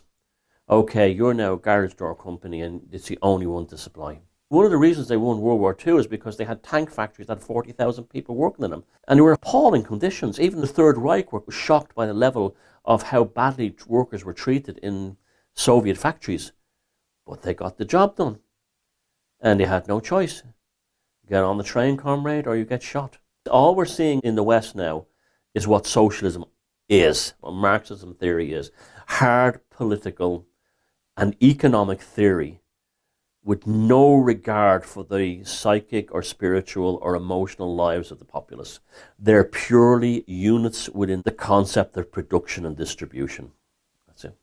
These leftists who were followers of Karl Marx, fine, yeah, okay, and working man and equality and egalitarianism and so on. But in the last 25 or 30 years, all the wealth and power has begun rising to the top. So that now something like BlackRock, one company, controls about sort of 95% of the world's wealth, right? They're all good with that, and they're opposing anybody who says anything nasty about the World Economic Forum. All these corporations, they're all good with all that, and they're good with their enrichment. Or at least they don't talk about it, you know, they don't ever criticize it, you know, and someone presumes that they're all happy with Bill Gates is now the richest owner of farmland in the United States. They regard that's fair enough, that's the free market, is it, or what? I don't know. What is it? The World Economic Forum. Now, I've often puzzled about that name. Why would they call it that? Because they don't really talk that much about economics. I mean, you don't hear economists make, you know, it's not a primary thing about it. It's not, it's more about wealth and power and, you know, politics. World Economic Forum. What is WEF? It's few backwards. The few. They're telling us there's just going to be us. You're going to be gone. And we're telling you. We've told you. It's so clear. Are you stupid? Well, I'm afraid so. Well, that's tough. You'll own nothing and be happy until one day when we think, why are we still subsidizing all these useless people all around? Do we, like, wouldn't the world be much better off without them? Wouldn't they be happier if they weren't here? I mean, they don't look all that happy. We tried to make them happy. We promised them happiness, but they just couldn't embrace it. Too disgruntled, you know, all the time protesting about this and that, you know. They just couldn't accept. Maybe we just have to rethink the whole thing. When man abolishes God, it never happens that all men become gods. Only a few men become gods. But that's who they are. They want to become gods. And they want us to go to hell. And they're going to build that hell for us just in case the real one doesn't exist.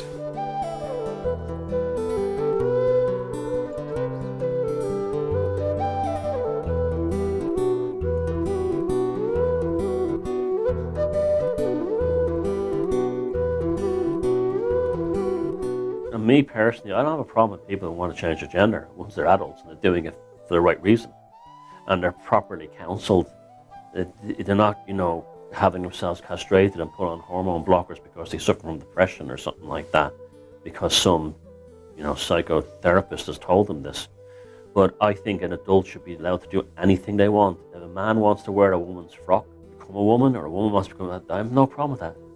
But that's personal choice. As an anarchist, I believe that personal choice should be absolutely sacrosanct, and you're right to be who you want to be. I'm not bothered by men wearing dresses. What I'm bothered by is appropriateness. You can't have a terrifying looking drag queen going into a kindergarten looking like a ghoul with their tackle hanging out. That's inappropriate. Okay, that's wrong. That's not good for the development of children because it affects their identity in terms of sexuality and their own personal identity. It also creates a schism between them and the nuclear family, the traditional parent. Once it leaves the domain of consenting adults, it's inappropriate. When it's inappropriate and enforced by the state, it's wrong, it's wrong. I think a lot of them are mentally ill. Certainly many of them are suffering from autism. I'm not putting down autistic people. A lot of them seem to have behavioural issues or personality crisis, and they should not be put as role models. These are people who are not providing enough in themselves to actually influence children and society as a whole. I don't have a problem with transgenderism. In other words, if somebody says, well, I want to be a woman today, Matthew, or I'm non-binary. Non-binary is the way of saying I'm very, very special. I'm so very special you just can't categorize me.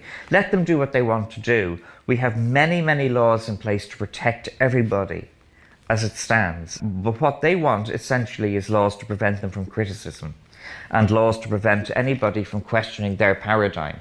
Their paradigm being that gender is a construct. It confuses and fries people's brains. People would be saying, well, if you can turn a man into a woman and a woman into a man, and that's sure, what else can you do? And most people are normies, and most people are getting on with their lives. Then all this comes along and they're going, yeah, all right. And it sinks in with them, and they don't really realise that it's all false.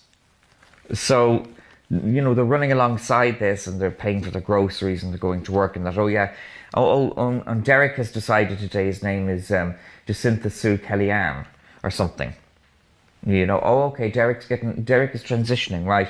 They put flowers on his desk. I remember one character, and he worked in some bank or something, and he let them all know he was transitioning. And he said it on YouTube. The next day I went into work, right, and there was flyers on the desk, and they said, here in XYZ, we have a culture of tolerance. No, they don't, you fucking idiot. You're just part of the protection racket, and they were just paying homage to you.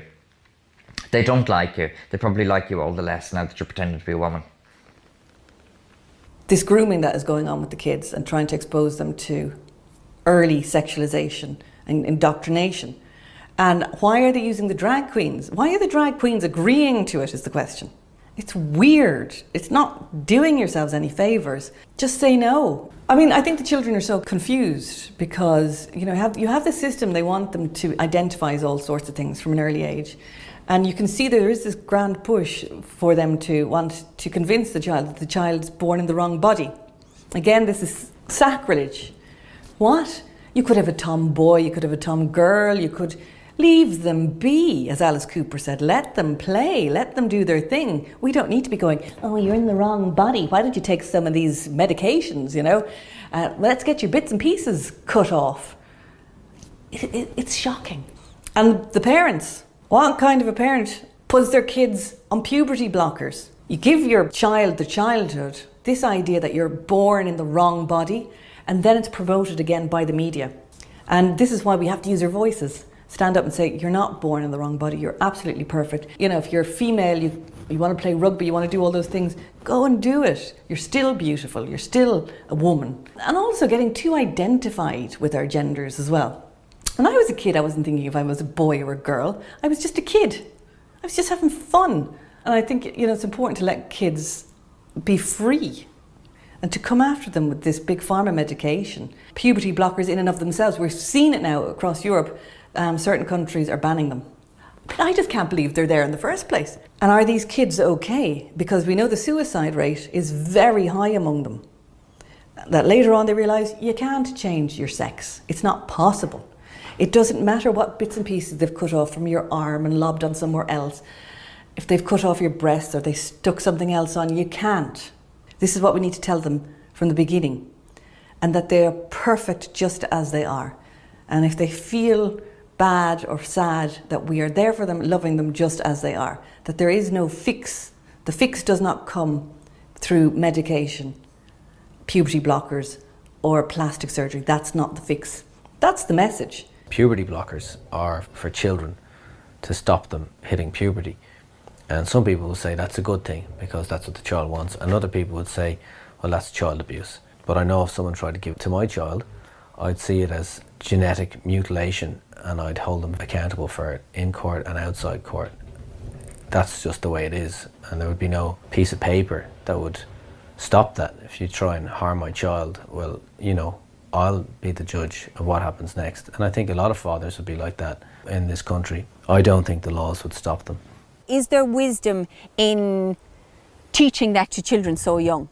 And when you couple that with, you know, the susceptibility of teenagers to peer pressure, then you allow them to have a physical operation. And at the same time, they're saturated in that subculture. And you put those two things together. And I think maybe that's not the best idea. It's horrific enough that a parent boasts about having their child injected with experimental corporate drug, the COVID vaccine. It's appalling that they think they should be given accolades for calling their child non-binary on social media, a 4-year-old or a 2-year-old.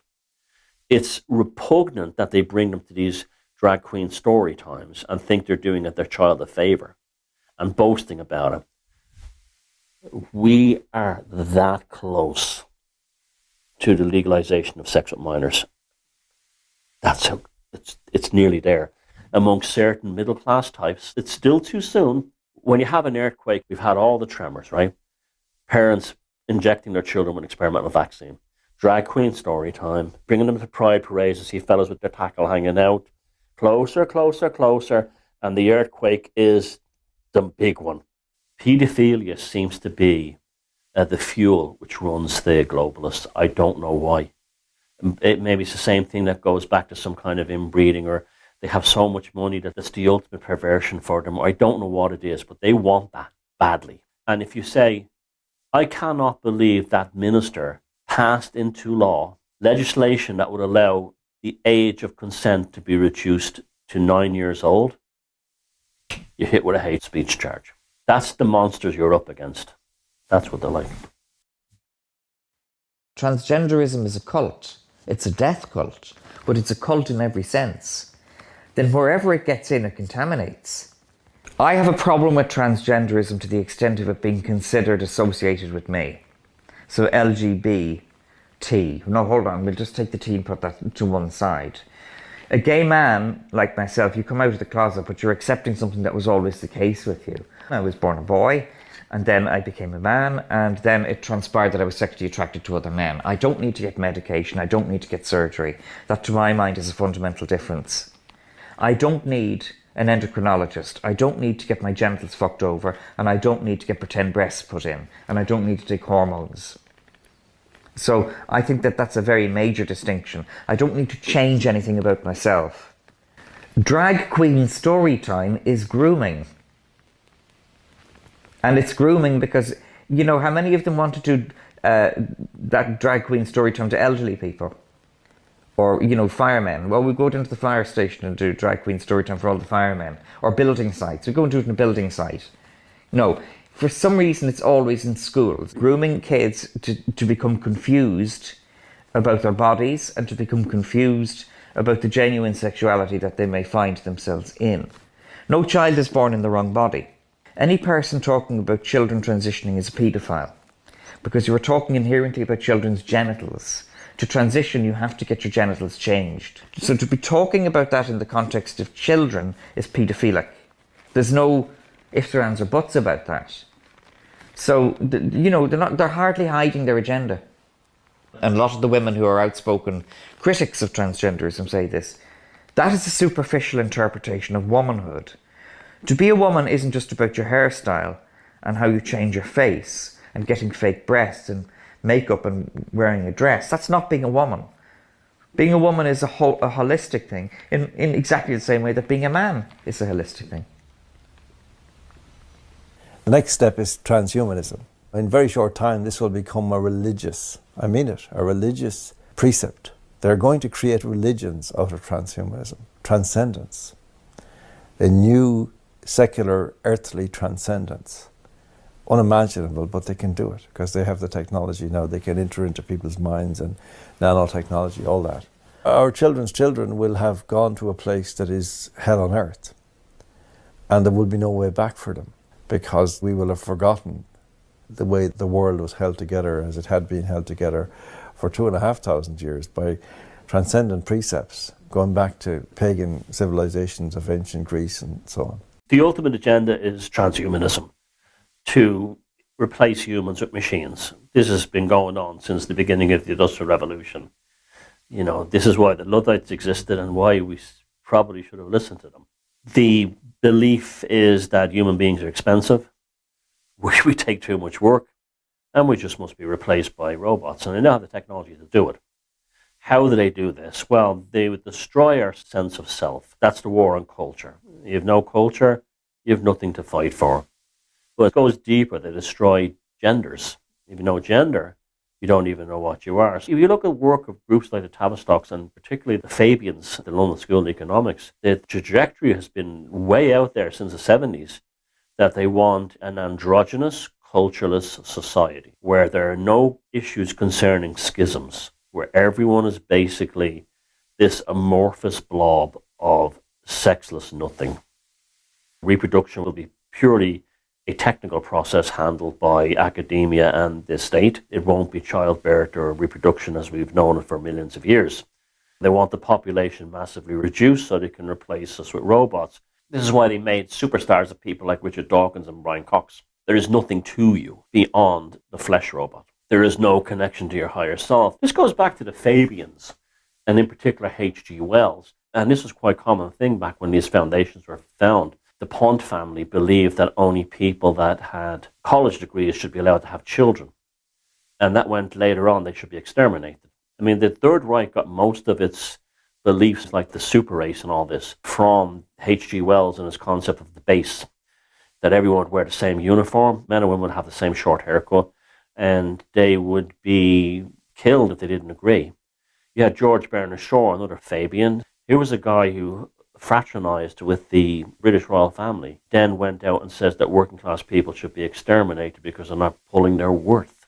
And he wanted committees where people would stand in front of the committees and say, prove that you're worthy to live or we'll kill you. And this is on camera. He asked for scientists to develop a humane gas. It must be evident to all of you, you must all know half a dozen people at least, who are no use in this world, who are more trouble than they are worth. And I think it would be a good thing to make everybody come before a properly appointed board, just as he might come before the income tax commissioners, and say every 5 years or every 7 years, just put him there and say, sir or madam, now will you be kind enough to justify your existence?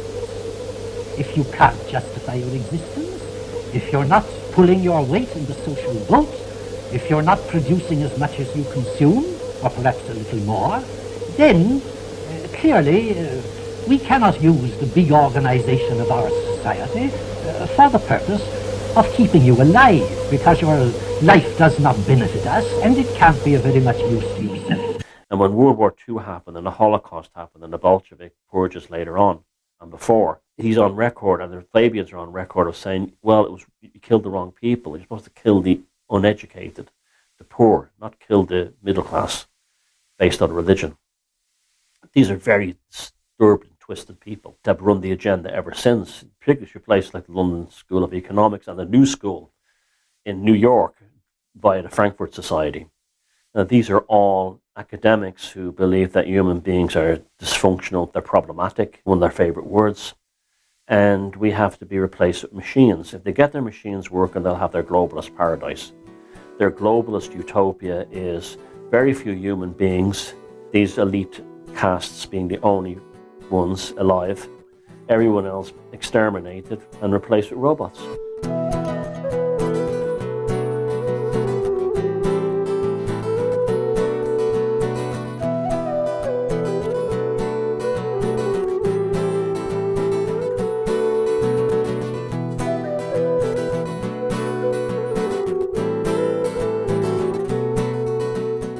You can feel the sense of passion and grief and renewal in the air. For all our lives, we have ignored this or we have derided this. Only now that it is almost becoming extinct, it is in mortal danger, do we realise and recognise how important this has been to us. And people are deeply moved by it, old songs and things like that. It's quite overcoming really when you encounter that. But it is happening and it is growing really, really fast. We are here because we love this country and we love every grain of sand, every drop of rainwater, every blade of grass of this land. There's a very bright future there, Ireland is full of opportunity. It's a blessed paradise, this place. Not every country has this possibility. We are wealthy because we have water. We know that now. We know water is wealth. And in the future we'll be considered even more wealthy. We are a biological gem. We have space. We have clean air. These are the resources of the future. These places will be highly sought after and there's plenty of space to share, and we'll have to share. We'll have to share. Insensitive, brutal immigration policies aside, we will have to share this resource in a world of dwindling resources. If abundance isn't shared, it soon becomes its opposite. It's just how we can do that while preserving the delicate, precious things, that cultural folk soul that will be trampled. And it can be done. It can be done with a bit of sensitivity. Immigration policy of all things requires sensitivity. And that's why the brutishness of it is so abhorrent. And we need to be able to question that brutishness without being called racists. That's our way forward. We don't say no, it's not about the what, it's about the how. Let's get into some nuance here. Let's not get out of the feckin' black and white. I'm pro-immigration, I'm anti-immigration. I'm pro-abortion, I'm anti-abortion. Let's get some nuance here, people. A bit of subtle thinking. And, and all the shades of grey in between. And developed human facilities like discernment. Let's discern our way through this. Politicians never talk about discernment. We who have become semi-competent navigators of life will navigate this storm. It will ride the wave, and many will drown in the wave. That's for sure. If we can ride the wave, the future's bright for us, the future's very bright. It's the far future. I think we have to go through a lot. We'll have to go through a lot, and as a pioneer, it's never easy. The fate of the mass of men is decided by the tip of that iceberg, by the 10%, The decision of the conscious man is worth the decision of 10,000 unconscious men. You have a great responsibility when your consciousness grows and expands. Us, the minority, we have the capacity to change the course of events. We don't need to be the majority. So the conscious people will determine the fate of the country. We'll have to be saints, really. It's a call to sainthood, nothing less. There's something very deep, deep down in the soul of people that knows what it was that gave them their identity, what it was that made them feel they belonged to something, what it was that made them feel that they had something to fight for, something to live for, something to contribute to. And you cannot just take that away from people. It's so deeply buried. It is their soul. You can confuse them with lights and mirrors in the theatre, the smoke, all of those things. But ultimately, this is what the government are now trying to do, is to distract people away from the very core of who they are. And that is something I don't think you can do. I think more and more people, they're waking up in huge, huge numbers and they're going, you know what? Maybe these guys are not actually the most qualified to be doing what they're doing. People are slowly starting to accept the fact that perhaps they are entitled to an opinion. Perhaps they are entitled to say what they think. And I hope more and more do. And I encourage people to speak up while you can. The soul of this country is deeper and more real than anything else you can throw at it. When we are in survival, we aren't reflecting. When we are kept in fear, part of our brain isn't functioning properly. When we are having to exert so much of ourselves to make an income, to survive, to whatever it is, we're not getting the chance to think deeply. Trauma goes way past our systems and into our ancestry now as well. I think the minute we experience trauma, one, we have a responsibility to advocate for it, and that we have a responsibility of dealing with it.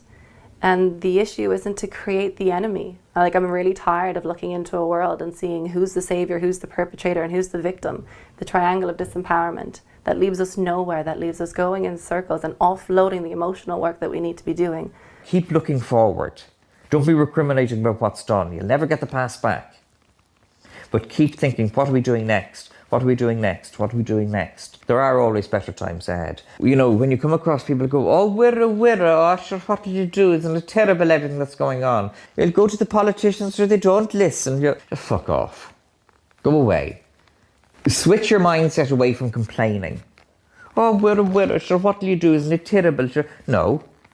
We're beating their asses. We're kicking their asses in every corner. We are so programmed, we are so brainwashed, we are so conditioned. Some of us are coming out of it. I do believe we are having a great awakening, but it's also the fight of our lives, because this is about survival and preservation and perseverance and knuckling down and getting the job done. It's a huge task. We cannot do it on our own. We have to find ways to do it together. You know, there's great things happening, people are building communities, and we have to find ways to survive and thrive. So let's stop farming out our own intelligence to the telly or to the experts. Take responsibility for yourself, and then we can work together. And then you're not blaming everybody. There's a dark cynicism and there's a positive cynicism. The dark cynicism is being terribly negative about what's going on, totally understandable, and being angry and agitated by it all the time. The other way is to take a look at it and say to yourself, well, there's nothing I personally can do at the greater level to change things. But there's little things now here and there I can do, using cash all the time. Boycotting places that don't take cash. If you go to a supermarket and you have the supermarket till and the automatic checkouts, spend the extra few minutes at the regular till. And I don't ever ask you, just say, you know, cash is dead useful, you know, and then you give an example why. You know, when it was my grandkid's birthday, I love the look on their face when they open it and find a €50 note inside. That's how we win. By being just ourselves, by being human. Within wickedness, and all the philosophers from Nietzsche to Kant to Swedenborg all said this, within all wickedness, and wickedness is violation of natural law, contains the seeds of its own destruction. Allow them to destroy themselves. We've been told that men are protectors. In order to protect something, you have to first care about it. So you're in a caring role first before you're ever a provider. If you're put into this protective role and you're just there to protect, well then your testosterone, it boosts up. You know what I mean? And then you've no place for oxytocin and for bonding. And you wonder why there's fathers and sons who have detachment problems. Men with the lower testosterone role are actually the ones who become our elders because they know the safety and that community aspect. It's very salutary, you know, in context of that video of me reviewing myself in 87. You know, it's very important that we don't allow that to happen, where you kind of revise your perception of reality in the middle, just before it changes again. I wasn't wrong, you know, and you know, if I'd had the courage, that taught me that something, you know, don't, for God's sake, don't give in, because the revolution might be tomorrow morning and you're going to be left out of it then because you've just surrendered. I would say overall I'm an optimistic, but there are days, I have very dark days when I see what is happening to our beautiful country. I can just see that these guys have zero love for it. I mean, it's incomprehensible to me. We have a gargantuan task to keep going, but that's all we need to do. We don't need to have a plan, because you can't plan this. We had no way of knowing how this was going to go. We have to stay the course, always go back. Don't think the battle is over. You know, don't think your trial is ended. Your trial is never ended. And that's the hard thing, you know, to accept. Because, you know, we all have plans for our lives, you know, particularly as we go older and we're into the final furlong, we kind of think, oh, you know, now I'm going to chill out for a while, you know. But look, I'll have centuries for chilling out when I'm 6 foot under.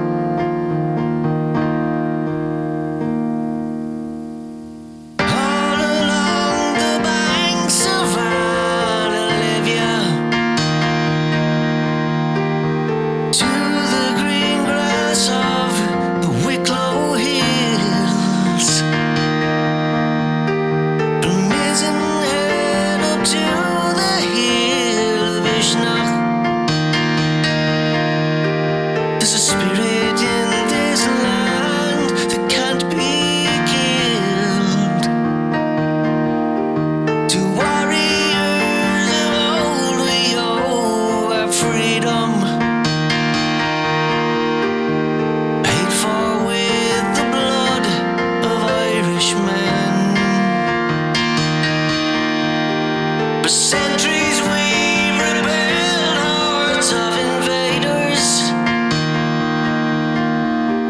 I swear by all the gods we will again. Mother, can you hear us? Listen to our voice, like our ancient heroes.